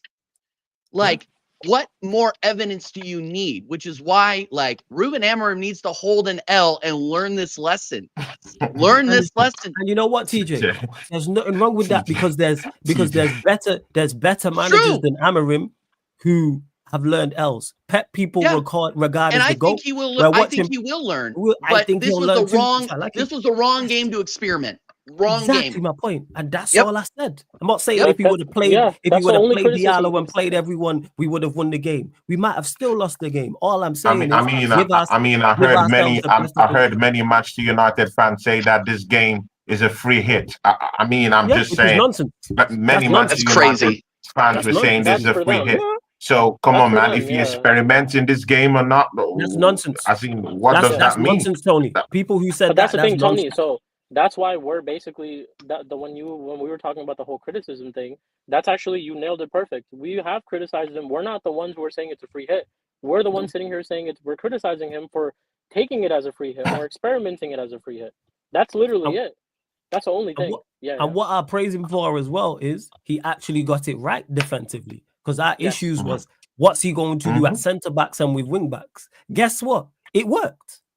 Playing Malacia, which I was concerned about, he looks like he's back up to speed, especially on your right-hand side, which is your danger side. He did the business. Mazurari. Playing Maguire central and playing De Ligt right-sided centre-back worked. Playing Dalot as a right wing-back from a defensive standpoint worked. Putting Agate in the midfield worked. This manager has done much more good than bad. He's the manager I wanted. He's the manager I believe him. I said on TJ's channel in the preview, it's not the manager I have an issue with. I don't trust the players. And the players show me who they are in that second half. As soon as we went a goal down, it was game over. 60th minute, there's 30 minutes on the clock. We can still get back in the game. That's why it's so important to get your better players on the pitch, especially when the rest of it is dross. I'm not here campaigning for Rashford. However, he scored 2 goals because Madison says flawless is only 2 days between Everton and Arsenal. I believe it was fatigue. Diallo played 45 minutes. So if you're only going to play him 45 minutes, play him in the first half. Play him in the first half, try and get a lead to defend. Because as soon we know if Arsenal scored the first goal, it was a wrap. We had to get the first goal. Maybe he plays Diallo, the half goals as it does. Arsenal went at their best and we nick a goal off some magic from him. Or a Rashford, for example. Or a Xerxes. All I'm saying is, as bad as our front three is, you made it even worse. And Diallo is a major upgrade on any of those 3 there. The rest of them, not so much. Xerxes, wait and see. We know Rashford's bad. That's the point I'm making. Because these players can play 2 games in 4 days. You're a professional athlete. You can play 2 games in 4 days. 110%. 110% these men can do that. I mean, many Manchester United fans, some Manchester United fans, might look at it the other way. They might say, you know what, we came to the Emirates today. Arsenal didn't score against us in open play. Definitely, Arsenal scored lots of goals this season via open play. I mean, Arsenal had to rely on set pieces, 2 of them, to actually win this game today. You know, Arsenal never scored those goals in open play. They will take maybe some positives from this. Maybe he set up defensively quite well today, possibly. Of course, there's no team that, that hasn't felt the brunt of Arsenal's set piece since last season. So that's always a mainstay. So maybe some Manchester United fans might just take the positives in that, hey, we set up quite well to actually stifle Arsenal's attack today, but they just got over the line with set pieces. So I have no issue with us defensively today. I've done said this. Yeah. Like I'm props to us defensively ain't the issue for me. is on the ball and the final third. That's where my critique lies. This is why it's important to get that as right as possible in regards to personnel. As even with our best attackers out there, we are going to struggle. Yep. But it was very important he gets it. But again, it was very important he gets it defensively today, because you're missing Lisandro Martinez today. Don't forget that. You're coming to the Emirates with, and guys, see, Martin Odegaard was in red hot form coming into this matchup, man. Always remember that. So you missing, they didn't give him any. They didn't give him any room. Lisandro Martinez was a very, very big miss. Mano, big miss. Luke Shaw, big miss. So he had to get this team ticking at the back, as well as getting in the middle of the park as well. And he's been doing that. And that's why I applaud him. I can see exactly what he's trying to do on and off the ball. But that doesn't mean you are not going to get criticized if you make a mistake and it doesn't work out. If I see something and I go, this ain't going to work, this is bad, and it don't work, and it looks awful, I am going to talk about it. Just because I am not Amarim FC. I am not Diallo FC. I am Manchester United FC. I'm a stand for the football club. I want what's best for it. And guess what? A front three of Garnacho, Mount, and Højlund is not what's best for it. That's obvious. I'm sorry. It's common sense. That is fair criticism. Look at how it played out. Saliba and Kyriel didn't even have to shower today. They could have just took their tops off. Easy. They have to shower today when they got back. Just fresh. Just give it back to the kit man. Same with Timber. What defensive work did any of them have to do from those front three? Name me a ton. Name me a passage of play that any of those three were involved in that was positive today. Nah. What did Mount do today on the ball? What did Garnacho do today on the ball? What did Højlund do? We had our first shot on target in the 65th minute shot, today. A give and go, something, nothing. So of course, and the first chance you had came from your right back. So, look at the right wing back. We had a right wing back. I mean, it was just Dalot. I think it was Dalot that was always just taking shots at him. Yes, Dalot skinned the bar today, like inch away. So and was the only one just trying shots outside the box. If you're going to take positives away from this as a Manchester United fan, you have to take away how you guys perform defensively, how you lock down Martin Odegaard. I mean, if we're being real about it, like it's no secret that if you don't give Odegaard room, then he has a lot of trouble creating. Like he's very, very good on the ball, but if you don't give him room and you lock him down, it shuts us down in a big way. Like this is not rocket science for any Premier League manager to consider. Like, and again, there were some very, very good positives. I thought Lenny Yoro was fantastic today. I thought for the minutes that he got, very good cameo, and that's his first Premier League match. He conducted himself very, very well. He saw, you could tell he watched the tape. He saw how Trossard is going to come in and attack him, and he blocked the lanes, and Trossard didn't know what to do. So, like, Lenny Yoro is going to be a player for the future. And I now I'm going to go take a shower because I just said something positive about Manchester United. But, you know, I'm just saying, man, there were some positives to take away, but fuck United at the same time. Yeah. And the reason why I'm not, maybe tomorrow I'll be like, yeah, there's more, because but I already knew that about us defensively. Like, to anyone watching, I've said this because I know there's new people watching countless times. Even under the last guy who's absolute footballing terrorist, us from a defensive standpoint weren't really my issue. My problem is us on the ball and us creating and scoring goals. And lo and behold, that's all Amarim spoke about for 2 weeks. He hasn't mentioned anything defensive or any defensive players once. Everything he's mentioned has been about, we need to score more goals. We need to create more chances. This player needs to get in the box more. This player needs to keep the ball better, etc., etc. And Smooth asked about Bruno as well. Bruno, man, did very little. Ran around, did very little. Bruno for you. Played out of position. Like, how many times has he played in the 8? Like he looked lost. He should not be anywhere near that age. You know what the problem is? He's also rubbish in the 10. That's also the issue. He's unathletic. Rubbish in the 10. Has no agility. Right. He's unathletic. The guy can't. Don't talk about the best 10 in the Premier League like that, Flawless. How dare you? Best 10. Can I say one last thing about the criticism thing, Flawless? Of course. About the whole criticism thing, right? Let me ask you guys, TJ and Tony. Would you have criticized Arteta had you lost today with that lineup that we put out? Oh, I would have roasted him and the players. If it was a loss or a draw? you would have criticized him, right? Because you lost to this Manchester United team with a front three. Like Saliba and the defense couldn't basically keep them on lock. I would have been pissed if I was an Arsenal fan, 100%. So it's like my whole point is that critiquing someone is not just you, again, like TJ said, is not just you being manager out. It's just obviously in that situation, if there's something that you don't like, you're critiquing that specific situation, not everything else, not how he plays, not all this, all that. And today, that's what we did. This is the first time that I think myself and Flawless have criticized Ruben Amorim for anything. And it was just a lineup. It's just because we thought you could have put out a better lineup and we could have gotten something from this game. It's just simple as that. That's really just it. Agreed. Yeah, Bruno is. That's the problem. The only thing, though, you know what? The only benefit to Bruno is playing in the 8 to me. 2 benefits. 1, he'll run around, and number 2, he's not playing in the 10. That's the 2 benefits to Bruno being in the 8. He's not in the 10. And you know what's the only benefit of when he plays in the 10? He's not playing in the 8 because he's just not that good. Lo and behold, people. You know what I'm saying? That's why I say Bruno, I don't even critique him no more like that. I even criticize him heavily because I know what is daft of me to criticize, expecting more from him, knowing what he is. You've been here long enough. I understand your level. As long as you're not a huge detriment to the team, which to his credit, he wasn't a huge detriment. Didn't give the ball away. He was running around in the midfield, contributed to us keeping Odegaard on lock. And that's pretty much it, covering spaces. Do I want more? Yes, but I understand what the manager's walked into. And the problem is, we're bare there in regards to options anyway. It's Agate, Casemiro, Ericsson. That's it. There's no other midfielders. So Bruno gonna play from time to time. And that's why I'm fairly not lenient, but that's why I'm like with Amorim. Like if you play him there, I get it to an extent. Because I don't like any of these men pretty much. Yeah. So you lot continue to run up the likes, hit the subscribe button as well, man. Girls up to 80 likes, people.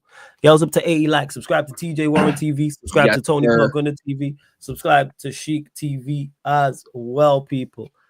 Let's see what else. Flawless, man. This is the reason why I came here with a different energy today at the start of the show. Like I've not overhyped anything Arsenal have done today, and that's for a reason. That's for a reason.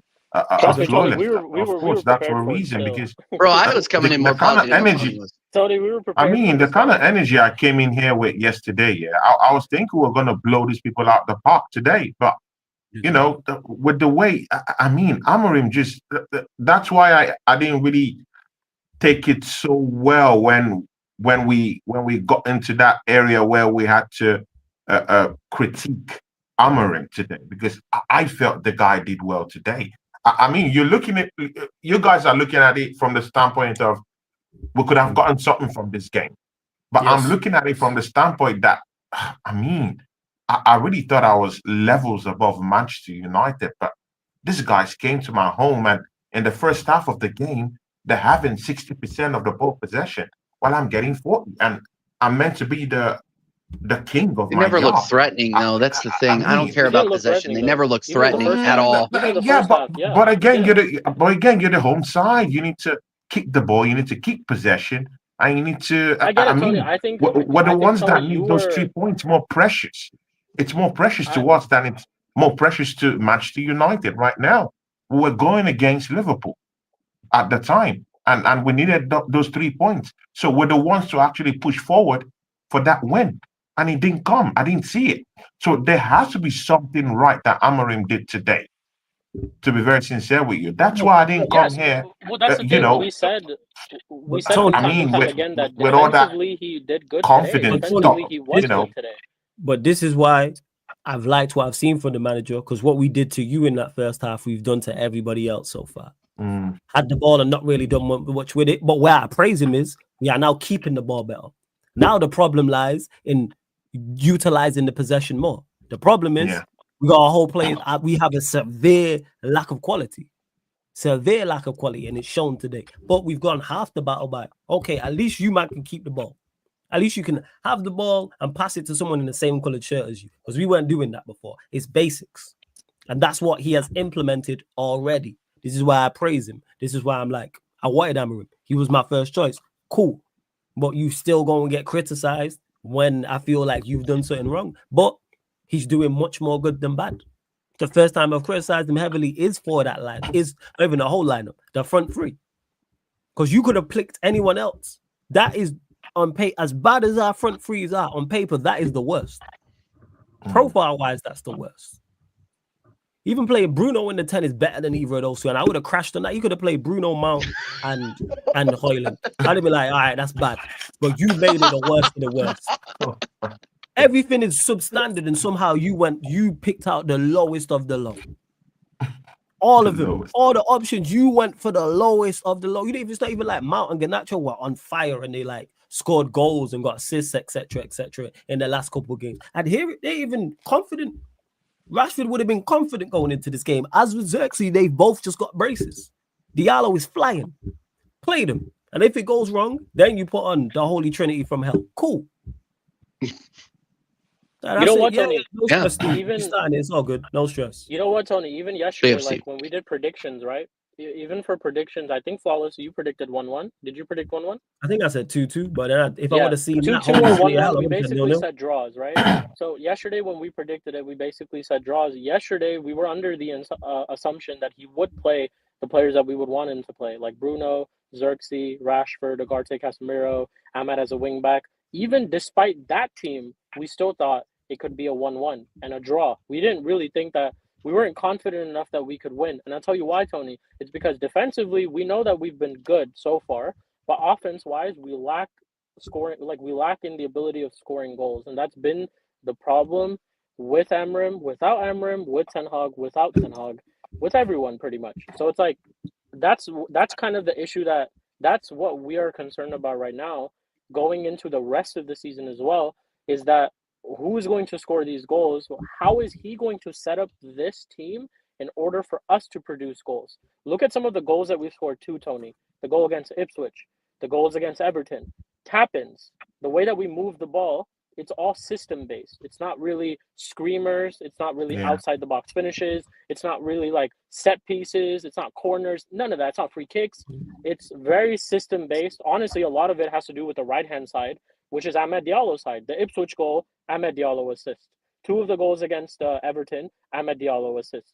Stuff that he created for himself, actually, because he ended up pressing and winning the ball and getting those 2 assists himself. So right now, I think the issue for him is, how do I set up this system in order for me to get more attacking qualities out of every single person?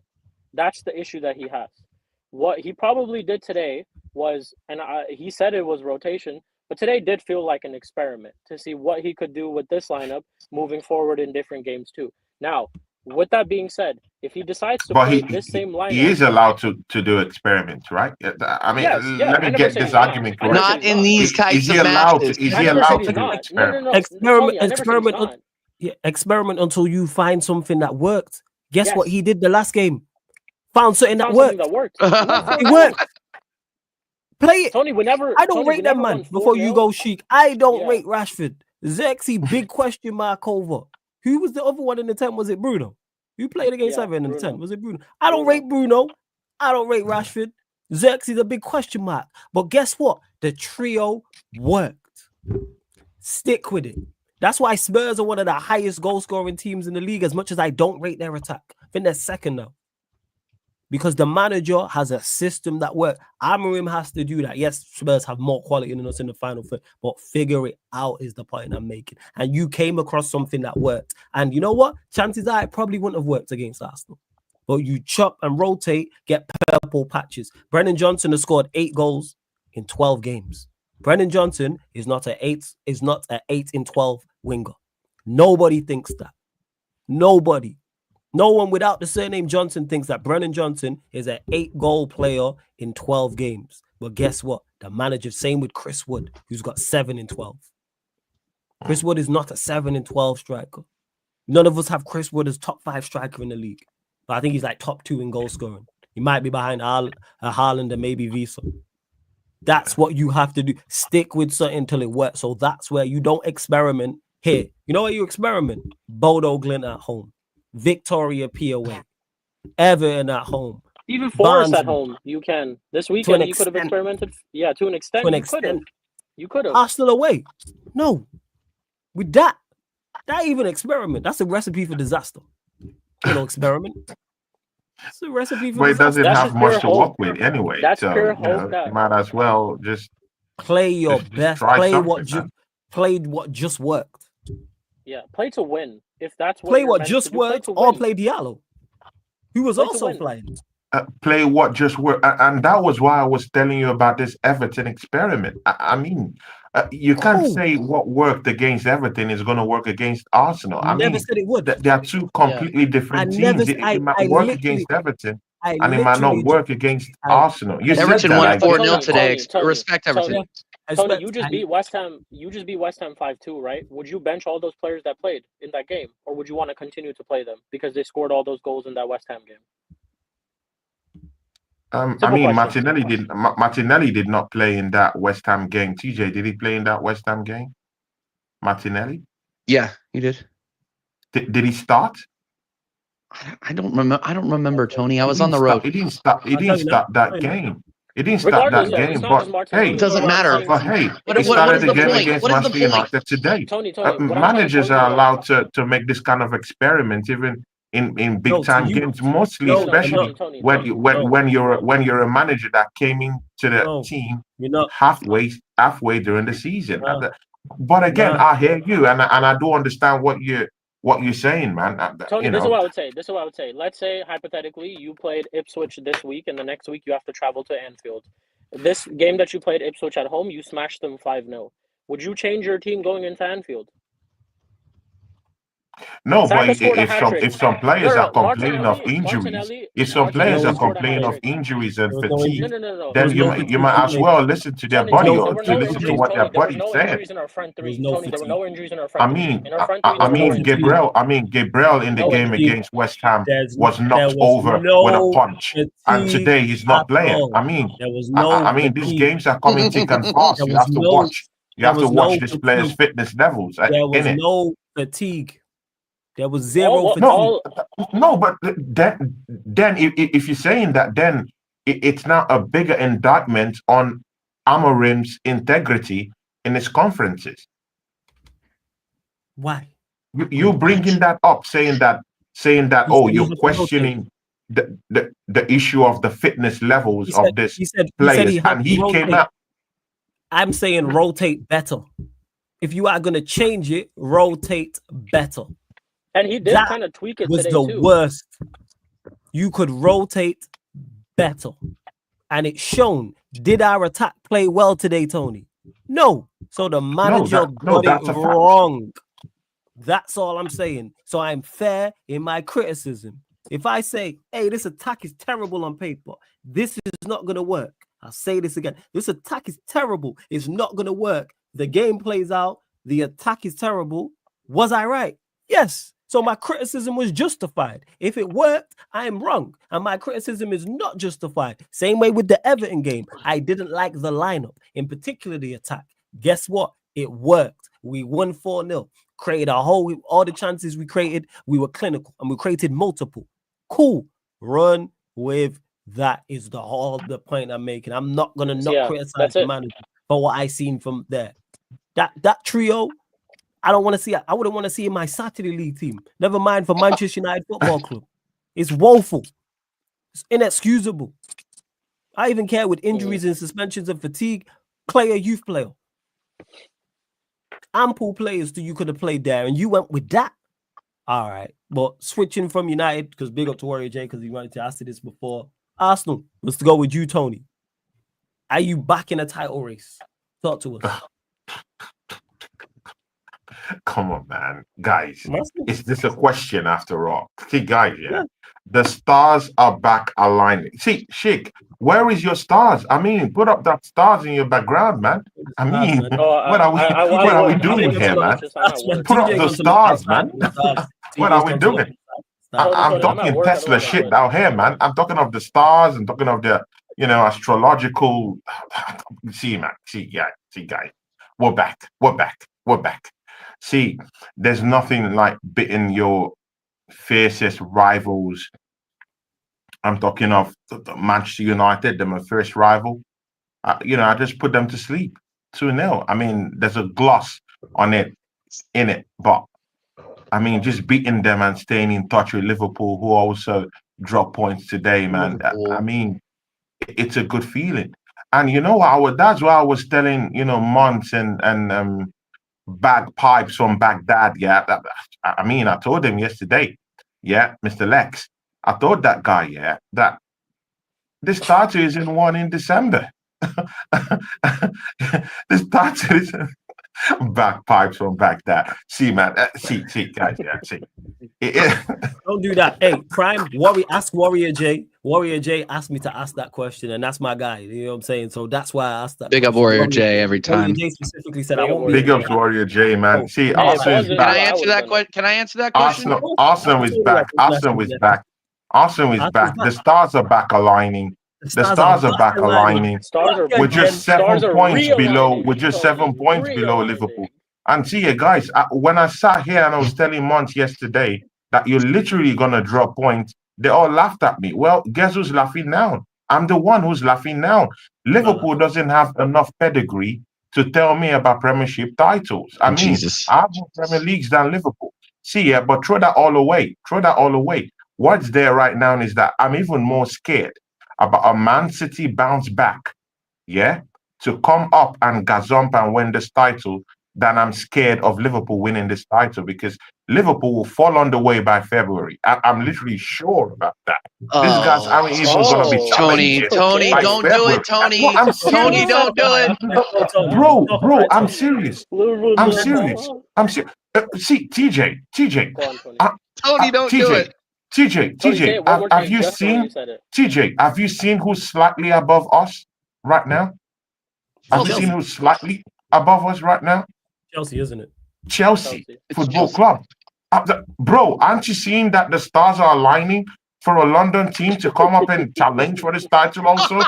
Maraska can say, you know what, we're not challenging, we're not doing this. But bro, Chelsea is there for far too long, and I'm getting uncomfortable. Why don't people understand this? That something is brewing in this league right now. It's harmful to say that Liverpool is running away with this title right now. They don't hand that title in December. Chelsea's looking good. I'm more fearful of a Man City bounce back than I'm fearful of Liverpool winning this trophy. That's how bad it is. Okay. Arsenal is still in the hunt for this title. Still in the hunt. The stars are back aligning. Are you the favorites before? The stars are back aligning. The stars are back aligning. Okay. Are you favorites for the title, Tony? You think you're favorites as of right now? I mean, see, man, we're a slingshot away from Liverpool. One win, one draw. We're back. A slingshot. I'm telling you. I'm talking of David and Goliath kind of shit. Yeah, just a slingshot. And you know, I mean, one loss from Liverpool against, let me say, a Man City away from home. How about that? And maybe just one draw against a team like Brighton. How about that? And again, you know, and Arsenal win those games. I mean, come on, man. It's a different topic. We're talking all together. Chelsea is also in the hunt.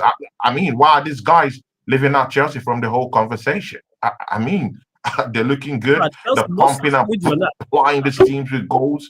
I mean, Maraska can lie through his teeth and say that these guys aren't in the title hunt.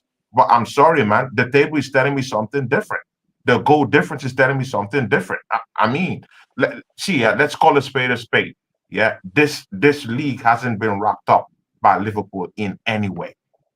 The stars are back aligning for Arsenal. We just did our rival dirty already, Manchester United. We've taken points away from Tottenham Hotspurs away from home. We've taken points away from Aston Villa away from home. We've gone to Manchester City away from home, got a point from there. Literally, I think we might go to Anfield and show these guys who's boss come the next half of the season. I mean, we haven't done badly at Anfield in the past 2 seasons. You're going to Anfield to show them boss. Are you going to? When was the last time we won at Anfield again? We went to a Sporting Lisbon team. We went to a Sporting Lisbon team who haven't lost in 18 months. Sporting Lisbon are not Sporting Lisbon without a manager. Sporting Lisbon without Ruben away from home and pop those lots with 5 goals. What are you talking about? Tony, they don't have a manager. They don't have a manager. Tony, they don't have a manager right now. They don't have a manager. They took their entire backroom staff to Man United.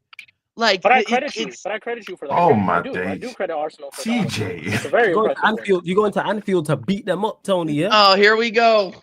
I smashed them up. Tony's ready, man. Oh no, He's ready. Bro, what There's has a- Liverpool done to me at Anfield in the past 2 seasons? Is it 2 draws? Knocked us out of Two the FA draws. Cup. Oh wait, they might have done No, that. throw away. That FA Cup win was at the Emirates, actually. Yeah. It wasn't at Oh, okay, Anfield. well It was at the that's Emirates. even worse. But okay. But that's the FA Cup. Yeah, different energy. Oh my But God, I'm talking of in the league. What have they done to me in the last 2 seasons? So I fancy my chances when I tell you that I can go to Anfield and pluck something out. Oh my God. I fancy my chances. Okay, so Tony, I'm gonna say some things. Okay, we are not back in the race. Neither are Chelsea. Sorry to say it, guys. Sorry to say it. Chelsea is not in the race either. I don't care if you guys are beating us on goal difference. Congratulations. What does the we're beating Arsenal on goal difference trophy look like? I'm only saying that because I get asked that question all the time when we were at the top of the league. So that's all I'm going to say. You can hold that. Marshall, you can hold that. Prime, you can hold that. All you Chelsea losers can hold that. Now, Liverpool play Everton away, which is going to be a tough match. It's going to be a very tough match. Then in the league after that, they play Fulham at home, Southampton in the cup, Tottenham away, which I think they're going to beat Tottenham. Let's be real. Then they play Leicester City, win. West Ham away, win. Manchester United at home. Let's be honest, probably a win. FA Cup against Accrington Stanley, win. Nottingham Forest, probably a win because they're going to be looking to get revenge. Like Brentford away, win. Ipswich Town at home, probably a win. I just named all of their fixtures through January. I don't see them dropping points in the league until February when they have to play against Man City again. So this delusion that a lot of the Arsenal fans have because they drew away at a very, very tough Newcastle team to play at home. How did we do against Newcastle, by the way? I forgot. Oh yeah, we lost. So TJ, Newcastle just took away points from Liverpool, who all you lots have already handed the title to in December. Tony, I mean, what are we doing here? Tony, Liverpool have lost one match all season. All season. And they have played against a majority of the big 6 sides already. This Liverpool team is for real. For real. And we need and barring any injuries to Mohamed Salah or that midfield like a Szoboszlai or a Gravenberch, they're going to continue to do what they do. And even then, they have a good bench. Like, let's be real about it. We have to respect Liverpool because Liverpool are looking like world beaters right now. They're not. They are the favorites, not Man City. They are the favorites. So I'm not hearing this leopard in a tree bullshit that I'm being pitched from Liverpool. I'm not hearing this Ryan jumping into my DM saying that Arsenal are going to win the league. I'm not hearing that either. And I'm not going to respect Chelsea. I'm never going to respect Chelsea. I hate Chelsea just as much as I hate Man United. Hey, fuck Chelsea. Yeah, why you say fuck? Yeah. Well, yeah. I get it. I hate all my guys. I hate all my rivals. And this is why we get on, because you're not on this. I like my rival stuff. I respect that stuff. I like that. Yeah, absolutely not. So let's be real about it. Let's take it a game at a time. I want to see my football club win football matches. That's what I want to see. I want to see us take these cups seriously. I want us to take the Champions League seriously and not throw out mediocre teams against top European sides like we did against Bayern Munich last season. Take these cup competitions seriously, Arteta. Then I will rate you because I am starving right now for a trophy. Starving. Can I ask a question to TJ? Before you man go, 1 second. Hey, just to everyone in the chat, NBA is going on live right now on the playback. Steve's over there. Atlanta Hawks versus the Milwaukee Bucks is live right now on the playback, people. You see it there on the screen. Playback.tv/Sarcasm City TV. That's playback.tv/Sarcasm City TV. Or download the playback app from your app store, people. And I'm giving out VIP passes so you can actually watch the game as well as listen to Steve. Or actually, you'll probably want to do this. Mute Steve and just watch the game because who's really trying to But yeah, people, you know what I'm saying? Playback.tv/Sarcasm City TV. If you want a VIP pass, let me know on the YouTube chat. RIP. Let me know on the playback chat, people, because I'm half watching the game. as well. But big up to everyone tapped in, man. Big up everyone tapped in. See, TJ, you just wrote off a Chelsea team that statistically right now they're looking even better than Liverpool in the scoring department. How many goals have Liverpool scored this season? I mean, let's put that into perspective. They've just scored only 29 goals, if I'm correct. Let me ask Yeah, you, Tony. they've only scored they've only 29 scored. goals this season. Chelsea have only scored two Football more Club, than them. Chelsea Football Club have scored 31. Do you think They Chelsea scored finished more above than Liverpool? Liverpool football team. It's two I more mean, goals. what are we talking Two about? goals? I mean, That's let's goals. follow the maths. Tony, do you think Let's Chelsea follow finished the above maths. Liverpool this season? Let's follow the maths. Tony. Let's follow the start here, man. Tony. You know Let's what's follow so the funny, start. Tony? Forrest, can I say something? Let's Can I follow say the something? start. Go. Tony, you know what's so funny? I don't know if you knew this, but we never brought this up. But I don't know if you knew this because the reason why we didn't brought it up because it was only one goal. But before today, we had conceded less goals than you, Arsenal. Just want to say that. Does that mean we have a better defense? Tony, who do you Does have that finishing mean we higher have in a better defense to you? Who do you think Yeah. finished higher in the league, Liverpool or Chelsea? You said? Who finishes higher in the league, Liverpool or Chelsea?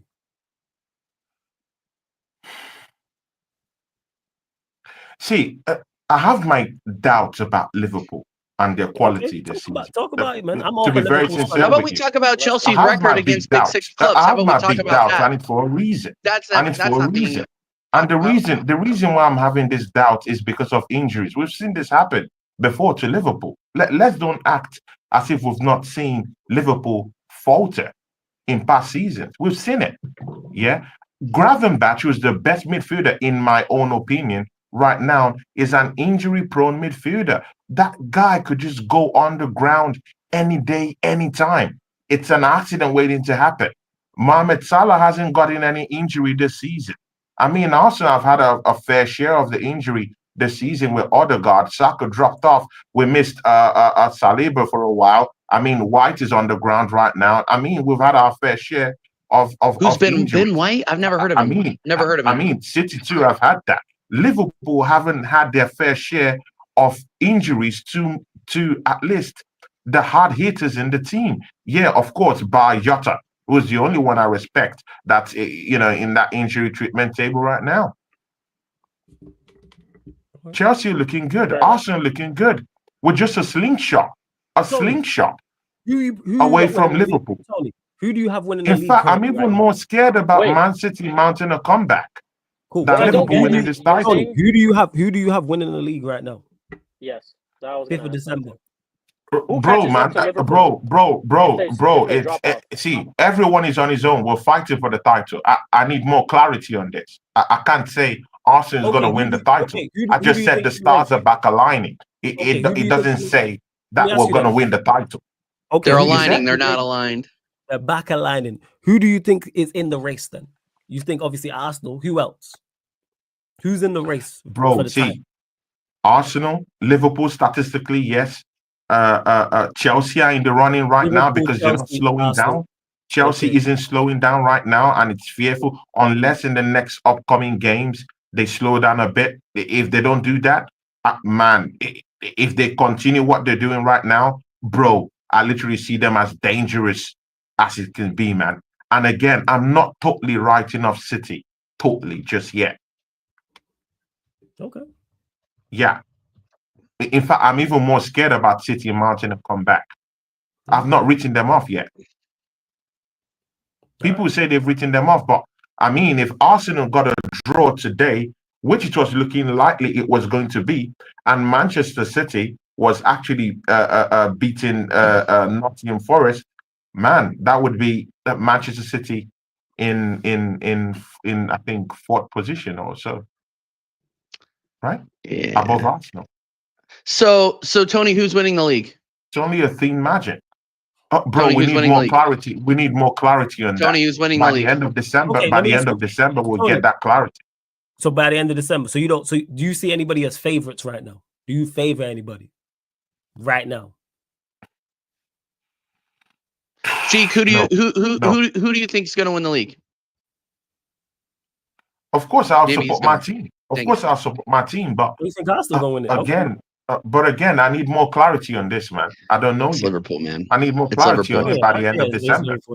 And the people that are the people in the chat that are saying, bro, I can't Tony. I can't hand this Premier League title to Liverpool right now. I'm not That's I'm not what handing people it. want me to do. I'm not handing it. And I'm not gonna do that. Hold on, I'm not handing it, but you got to look at the facts. And the people that are saying, "Oh yeah, well, Mohamed Salah has AFCON." Look at who this year, they play.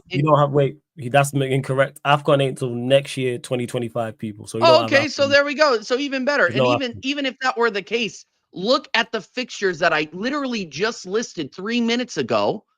They are with or without Salah. Liverpool win those matches. And I hate saying this because Lex just got into the chat, but Liverpool are the favorites to win. Like they will likely win this league. They are running away with it. I think today was just a stumble. I think they're going to go in and they are going to turn Everton over this weekend. It doesn't matter if it's a Goodison. Doesn't matter. That's a Merseyside derby. You have no business sticking your nose in Merseyside business. Big up, yeah. Big up, Sheik. Every time. Big up to you, man. Thanks, bro. Love to the chat as well. Big up. Yeah. TJ, man, that's Merseyside business. You have no business sticking your nose in Merseyside talk. Plenty of business. They know themselves. I'm a football pundit. I can do whatever the fuck I want. That's Merseyside business. No, I'm just saying that that's Merseyside business. Anything can happen. Hey, anything can happen. Ain't true, man. Anything can happen. Ain't blue ain't true, man. Shout out everyone, man. Real pride in Merseyside. Anything can happen. Okay, man. I just what I just figured out about Flawless. Look, listen, we all have our rivals outside of the Big Six, right? But if you're or slightly outside or barely inside the Big Six. So if you're a rival to Liverpool, right? He's gonna go for Everton every single time. Like if you ain't blue, you ain't true, right? If you're Arsenal, oh man, he's pulling for Spurs every single time. No, I got you fucking nailed, Flawless. I see the game plan. You've heard the game plan. You've heard the phrase, the enemy of my enemy is my friend. 100%. Yeah. That's exactly what it is. This the enemy of my enemy is my friend. This guy this is why he needs to be locked up. I'm telling you. This is crazy. This is it. If this guy comes to America, I'm arriving in a cop car. Like that's what's happening. Hey, Vader, it's only true for the Merseyside. You see, Manchester, that's not the case. You know what I'm saying? And that's not the case. Yeah. I'm saying it's not the case. If it took Congratulations on your first win in over a month, though. Yeah, man. And if it took you a century to get here, then no. It took you a century to get to the top table now. You just got in the shout out Beta, man. Real one, real brother out there, man. Beta, real one. Hey, Prime is nothing. No. Here's the thing. No, Prime. I thought it was just a Tottenham thing. And then he starts cheering on Everton. And I'm like, wait a minute. This guy is a criminal. What a fraud, bro. Man, oh my God. Merseyside, if it ain't blue, it ain't true in Merseyside. That's all I'm gonna say, man. It's the ups. That's why I fuck with most Yorkshire sides because they don't like Leeds either. You know what I'm saying? And who does like Leeds? Yeah, no one likes. That's one thing I've noticed. Nobody likes Leeds. I don't like Leeds either. Everybody got beef with Leeds. You know what I'm saying? That it's crazy. It's crazy. See, True Blue, big up Flawless, and big up your gaffer, man, Sean Dyche Darryl. You know what I'm saying? Big up Darryl, man. Big up, respect to you, brother. Darryl, right back at you. Big up. Hey, Warrior J, what is this about, man? I said I was gonna. That's my guy, Warrior J, bro. I was gonna take a break after watching about hashtag. But I literally came to say F you and then leave. This is crazy work, people. No, he's out of here, bro. Yeah, it's crazy. All right. So the stars are back aligning, says Tony. Back aligning, love that. I agree. The back aligning. Back aligning. You let me know live before we do indeed close out, and I'm gonna head over to the playback with Steve and watch the rest of this game. But we're gonna have to get predictions. Tony, we'll start with you. You play Fulham. Lex is in the charts hollering. From the shadows, man. See, Lex, mate, just go to sleep. Are you calling me? It's not you. It's me. It's not you. You know what I'm saying? Okay. Just big up Lex every single time. Big up Lex. Big up Lex. Relax. Yeah. Take the L. Take the L today. Just Tony, take the L. They drew. Yeah. You play Fulham away. Scoreline prediction. They drew, but take your. You said Tony. I said take the L. They drew. Scoreline prediction, my friend. Take the L, man. Take the L. It's 2 points dropped. Take the L, man.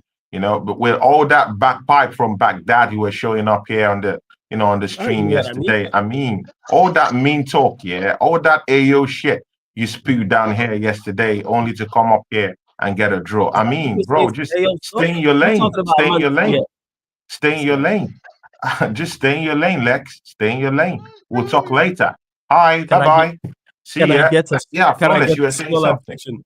Can I get a scoreline prediction from you, my friend? For the game against Fulham? Fulham, yes. The Fulham away game. Oh, my day. Thank you. Are you serious? Do you want to hear the answer to that one, man? That's why I asked the question. Why I asked the question. Guys, Arsenal is looking good in all these London derbies, man. It's another smashing on the road yet again. I mean, see, when will these guys understand that the stars are back aligning? See ya, guys. Fulham. Tell him, man.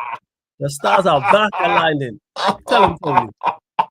See ya, guys. I got a sip from this Kool-Aid, man. You guys don't know what's coming, man. See, we're pummeling these teams, I mean, we smashed out West Ham, A lot of their fans just, get out after the first half. I mean, come see. We smashed our rivals, Manchester United. I mean, most of this Manchester United fans, they had a big heartbreak today. But you know what? This shit happened. We'll go to Fulham we'll go to Fulham on Sunday and show them who's boss. See, guys, simple. 4 goes to 1. Another one. 4 goes to 1. We got there. 4 goes to 1. Another smashing on the road.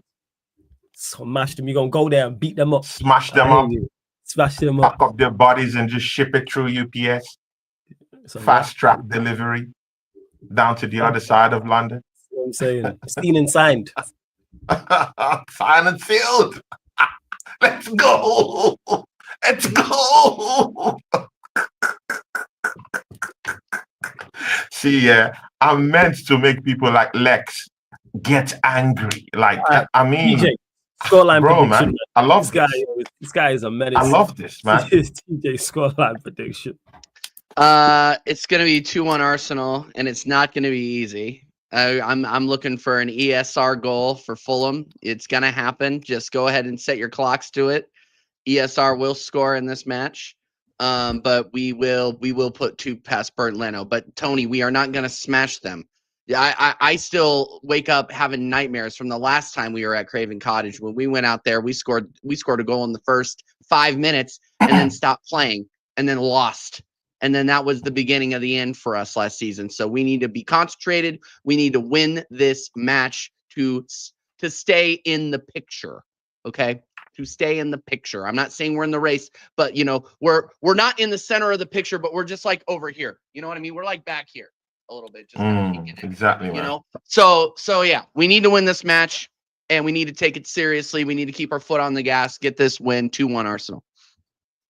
All right, bless. Hey, C24, what did I do? He said dickhead flawless. C24, what did he do, man? I'd opened the conversation saying this, What did he do? Dickhead flawless. He's back for a second night in a row. I know C24, so it's cool. That's why I pulled it up. It's cool. Dickhead flawless is back for a second night in a row. Stop the Boost Mobile shit, bro. What do you mean by this? What's the last part of that mean? Let me know, C24. What did I do? What's going on? I missed it. What did I do? You know what you did. You know what you did. A lot of people say that to me. I'm like, what did I do? They're like, you know what you did? I'm like, I have no idea what I did. I have no other clue. I've lost it. I'm sure he'll explain in regards to it. But hey, again, back to the game. Yeah, man, props to Arsenal. I'm not one of them. Oh, set piece FC and so on. Arsenal deserve the win. They went at their best, but guess what? They deserve the win. And we did not take advantage of Arsenal not being at their best, and we didn't force them to play at their best to beat us. And that's where my issue lies. And also, once they scored that goal, it was a wrap. Well, like the game was over, and that's what disappointed me. And I said this in every preview when I was asked about this game. Why are you not confident going into it? Because I've seen these players fold before. I've seen them just give up and just let games drift and go down without a fight. And it happened today. Well, because it was only 2-0, people won't talk about it. If it was 4, 5, 6-0, there'd be much more conversation about the performance. Because the first 60 minutes weren't even that bad. All right, offensively, nothing. But from a defensive standpoint and making it a competitive game, we kept Arsenal's better players quiet. But then once that first goal went in, there was only one person who was gonna score the game. That's pretty much What do you got for this weekend against Forest? I think we'll bounce back against Forest. I think they'll be. I think you will too. I think. Is that at home? 2-1. Yeah. It's at, yeah. You're winning that. It's at OT. C24 says, question flawless. Why did Ahmad not start? I think the manager just got it wrong. I think he just made a mistake not playing him. And I would hear the fatigue thing and that as a reason if Diallo didn't get on the pitch. If he didn't play Diallo at all, or he got like microwave minutes at the end, I'd be like, okay, you're legit fatigued. No, he realized we're in the game. I need more from my attack. That's why he put him on at halftime. He didn't even wait 10, 15 minutes. He put him on at halftime. And Diallo obviously got Zinchenko booked, then Zinchenko got taken off. But I think he just made an error with that. And he's going to, all managers do. We're watching Pep, who's one of the GOATs, make errors. He's one of the GOATs. They just won their first game in 8.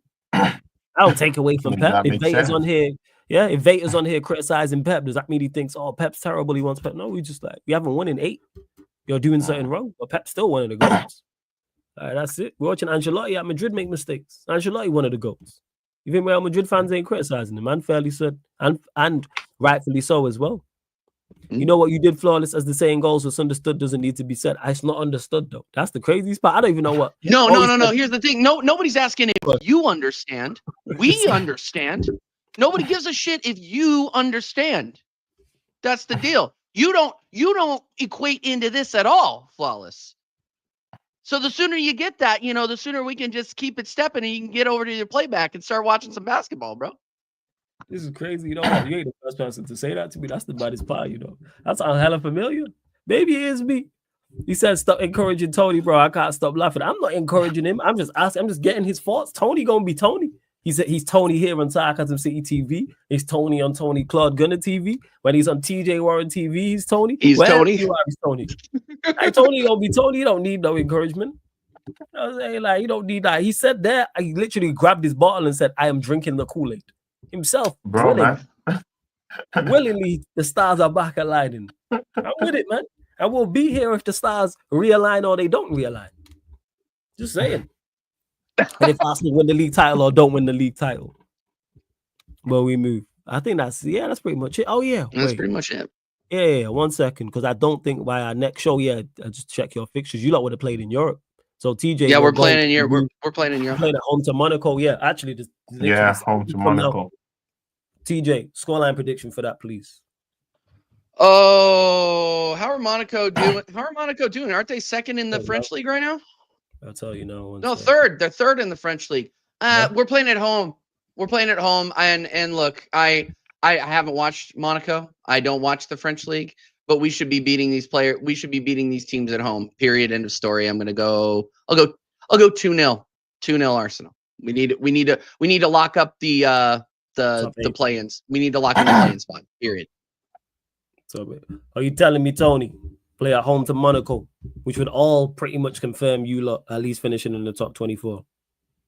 See, man, I'm a bit wary about these games now, mostly the ones in Champions League now, because TJ, these games are coming in thick and fast. Yeah, I'm beginning to worry about our first 11. You can see what happened today. It took Mikel Arteta so long to actually make changes. That was a big criticism of mine too. Exactly, he's also culpable to this, to this fact, that he leaves these players until the 70-something minute before he does any changes. So it's also contributing to the fatigue. So I'll take a 1-0 against Monaco, man, because I believe very soon, this I believe fatigue will set in because we have a dumb manager who doesn't want to, just get things done the proper way. So we might just scrape through that one, man. It's going to be a tough one because Monaco does need those points too. They're also fighting and jostling for that position also. So, I mean, it's going to be a fierce one. But I see us going through 1-0. I'll take that 1-0 all day. Yeah. Oh, no. Okay. First. Hey, Tony, let them know where they can find you, what you got coming up, all that good stuff over the next, because football galore, so over the next week and so forth. Yeah, man. See, guys, I was blessed to be on Sarcasm TV yesterday after I just came back from my holiday, and right here today again, I'm chilling with TJ, my guy. Chilling with Flawless again, still See you guys from now to the end of the week. It's show galore. See you guys. It's the independence of Finland on Friday. So typically there is no work for me the day before, which is tomorrow. That's why I'm out here with you guys till 4 a.m. And there won't be any work on Friday. So it's a public holiday for me, paid public holiday. So let's go. It's going to be streams and streams galore, man. So I'm going to be doing lots of streams tomorrow. I might take on 2 streams. TJ, you have to pop into the channel, man. I'll pop in. Just shoot me the link. I'll pop in. I need you on my channel, man. You know, I'm gonna have to give you an invite this week. Let's do some little preview. About Fulham. Even if I think it's useless, I think we're gonna beat them on the road. Arsenal haven't lost in any London derby in like since last year, bro. I mean the one that I can remember closely is the one against West Ham and Fulham. Fulham. I mean, I think that Fulham was 2 seasons ago. If Fulham was last. Fulham was last season. Was it last season? Okay, but anyway, it's just 2. I mean, against West Ham and against Fulham, and that was just 1 game each. That's about 2 games we lost against London rivals. I mean, check it out. We had Brentford, of course, Fulham home and away, Chelsea Football Club home. See, man, no matter how we count these London teams here, Arsenal actually perform quite optimally in London derby. So I have no fear whatsoever going into this game. Yeah, they might want to come out and scrap with us, but I think at the end of the day, we have far more quality, to outmuscle Fulham anyway. So let's see what's going to happen with that. But see you guys, catch me on that Fulham watch along. I'll be doing it on my channel. Probably maybe me and Waffle TV will be on deck to do that too. TJ might be on my channel because I need him on my channel. Want to, have a little bit of a brotherly talk with my brother TJ this week. And Oregon Gunnar isn't going to be here this week. He's traveling, so he's not going to be around. But hopefully I'll have marooning himself on some desert island, that guy. I know what he's doing. Yeah, exactly.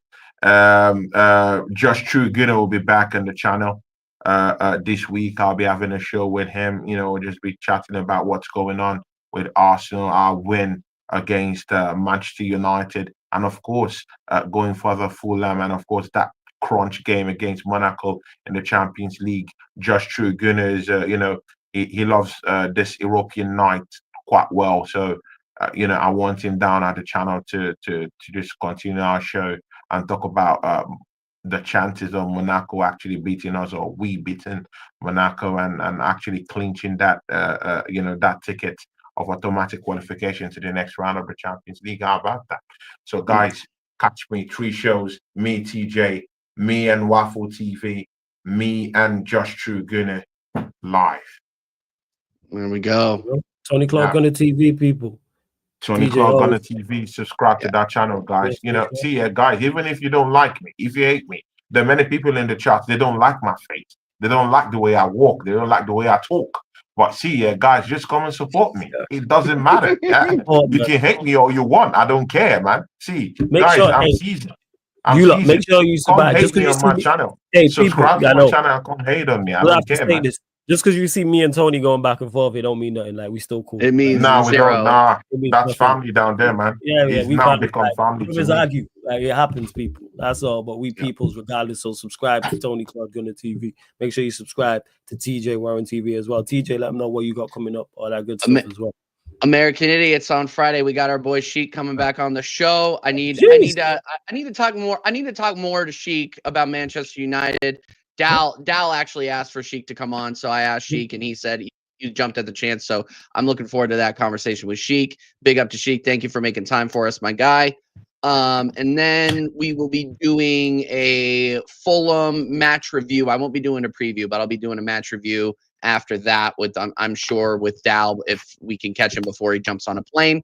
And then he can catch me on Staffy TV for American Waffle on Mondays, and right back here on Wednesday after we beat Monaco at home. Thanks, fellas. So, we'll be back here next Wednesday. Tony's now back.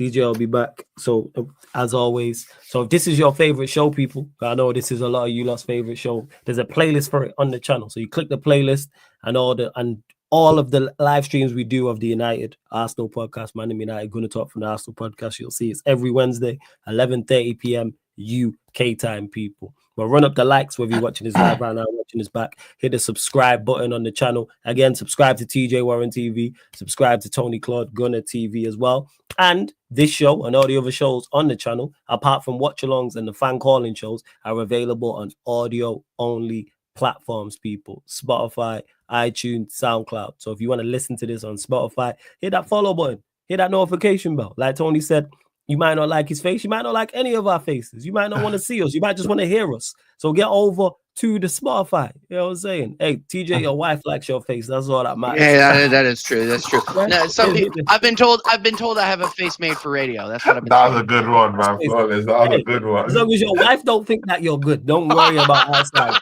That's all that is. Your wife's opinion is that if your wife says that to you, be worried. Anyone else is like, all right, cool. My wife likes me. That's the bar. That's the flex. My wife that's likes the bar. That's the bar, man. That's the bar.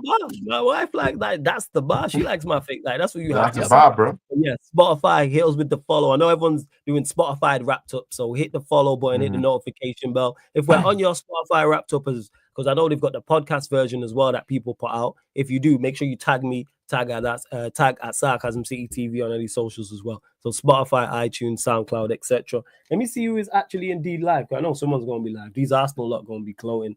I know all that stuff, so I already know that someone's probably a gunner or someone. Let's see. And get over to the playback as well, people, because Steve's there live. I'm heading straight over there right now for the Hawks Bucks. It's just literally hitting halftime right now.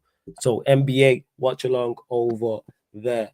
Yeah, surprise, surprise. I was spot on. Wait, is this guy live? I was just I thought Vader was going live, but that's not till later. But shout out to Vader. But yeah, we're gonna send you lot over to Tony. Over to Gunner. I'm not gonna pull up in this chat myself, but big up. Yeah. Love to everyone that's locked in. This has been the Manchester United Arsenal podcast. Man United. Actually, I forgot to say as well. Oh yeah, tomorrow, 4:30 p.m. UK time, solo sports Q&A. Forgot to do my own schedule. That's what's coming up. Sports Q&A, solo one, people. So I'll be answering all questions. Guys. 4:30 p.m. And then following that, I'll be live on the playback for Tottenham Hotspur. No, I should say Bournemouth versus Tottenham Hotspur. That watch along over there. So that's the two show live streams I've got coming up tomorrow. But all these are on the schedule anyway. But love to everyone that's locked in. This has been the Manchester United Arsenal podcast. Man United podcast beats the Gunner Talk from the Arsenal podcast live on the Sarcasm City TV YouTube. Salute for tuning in.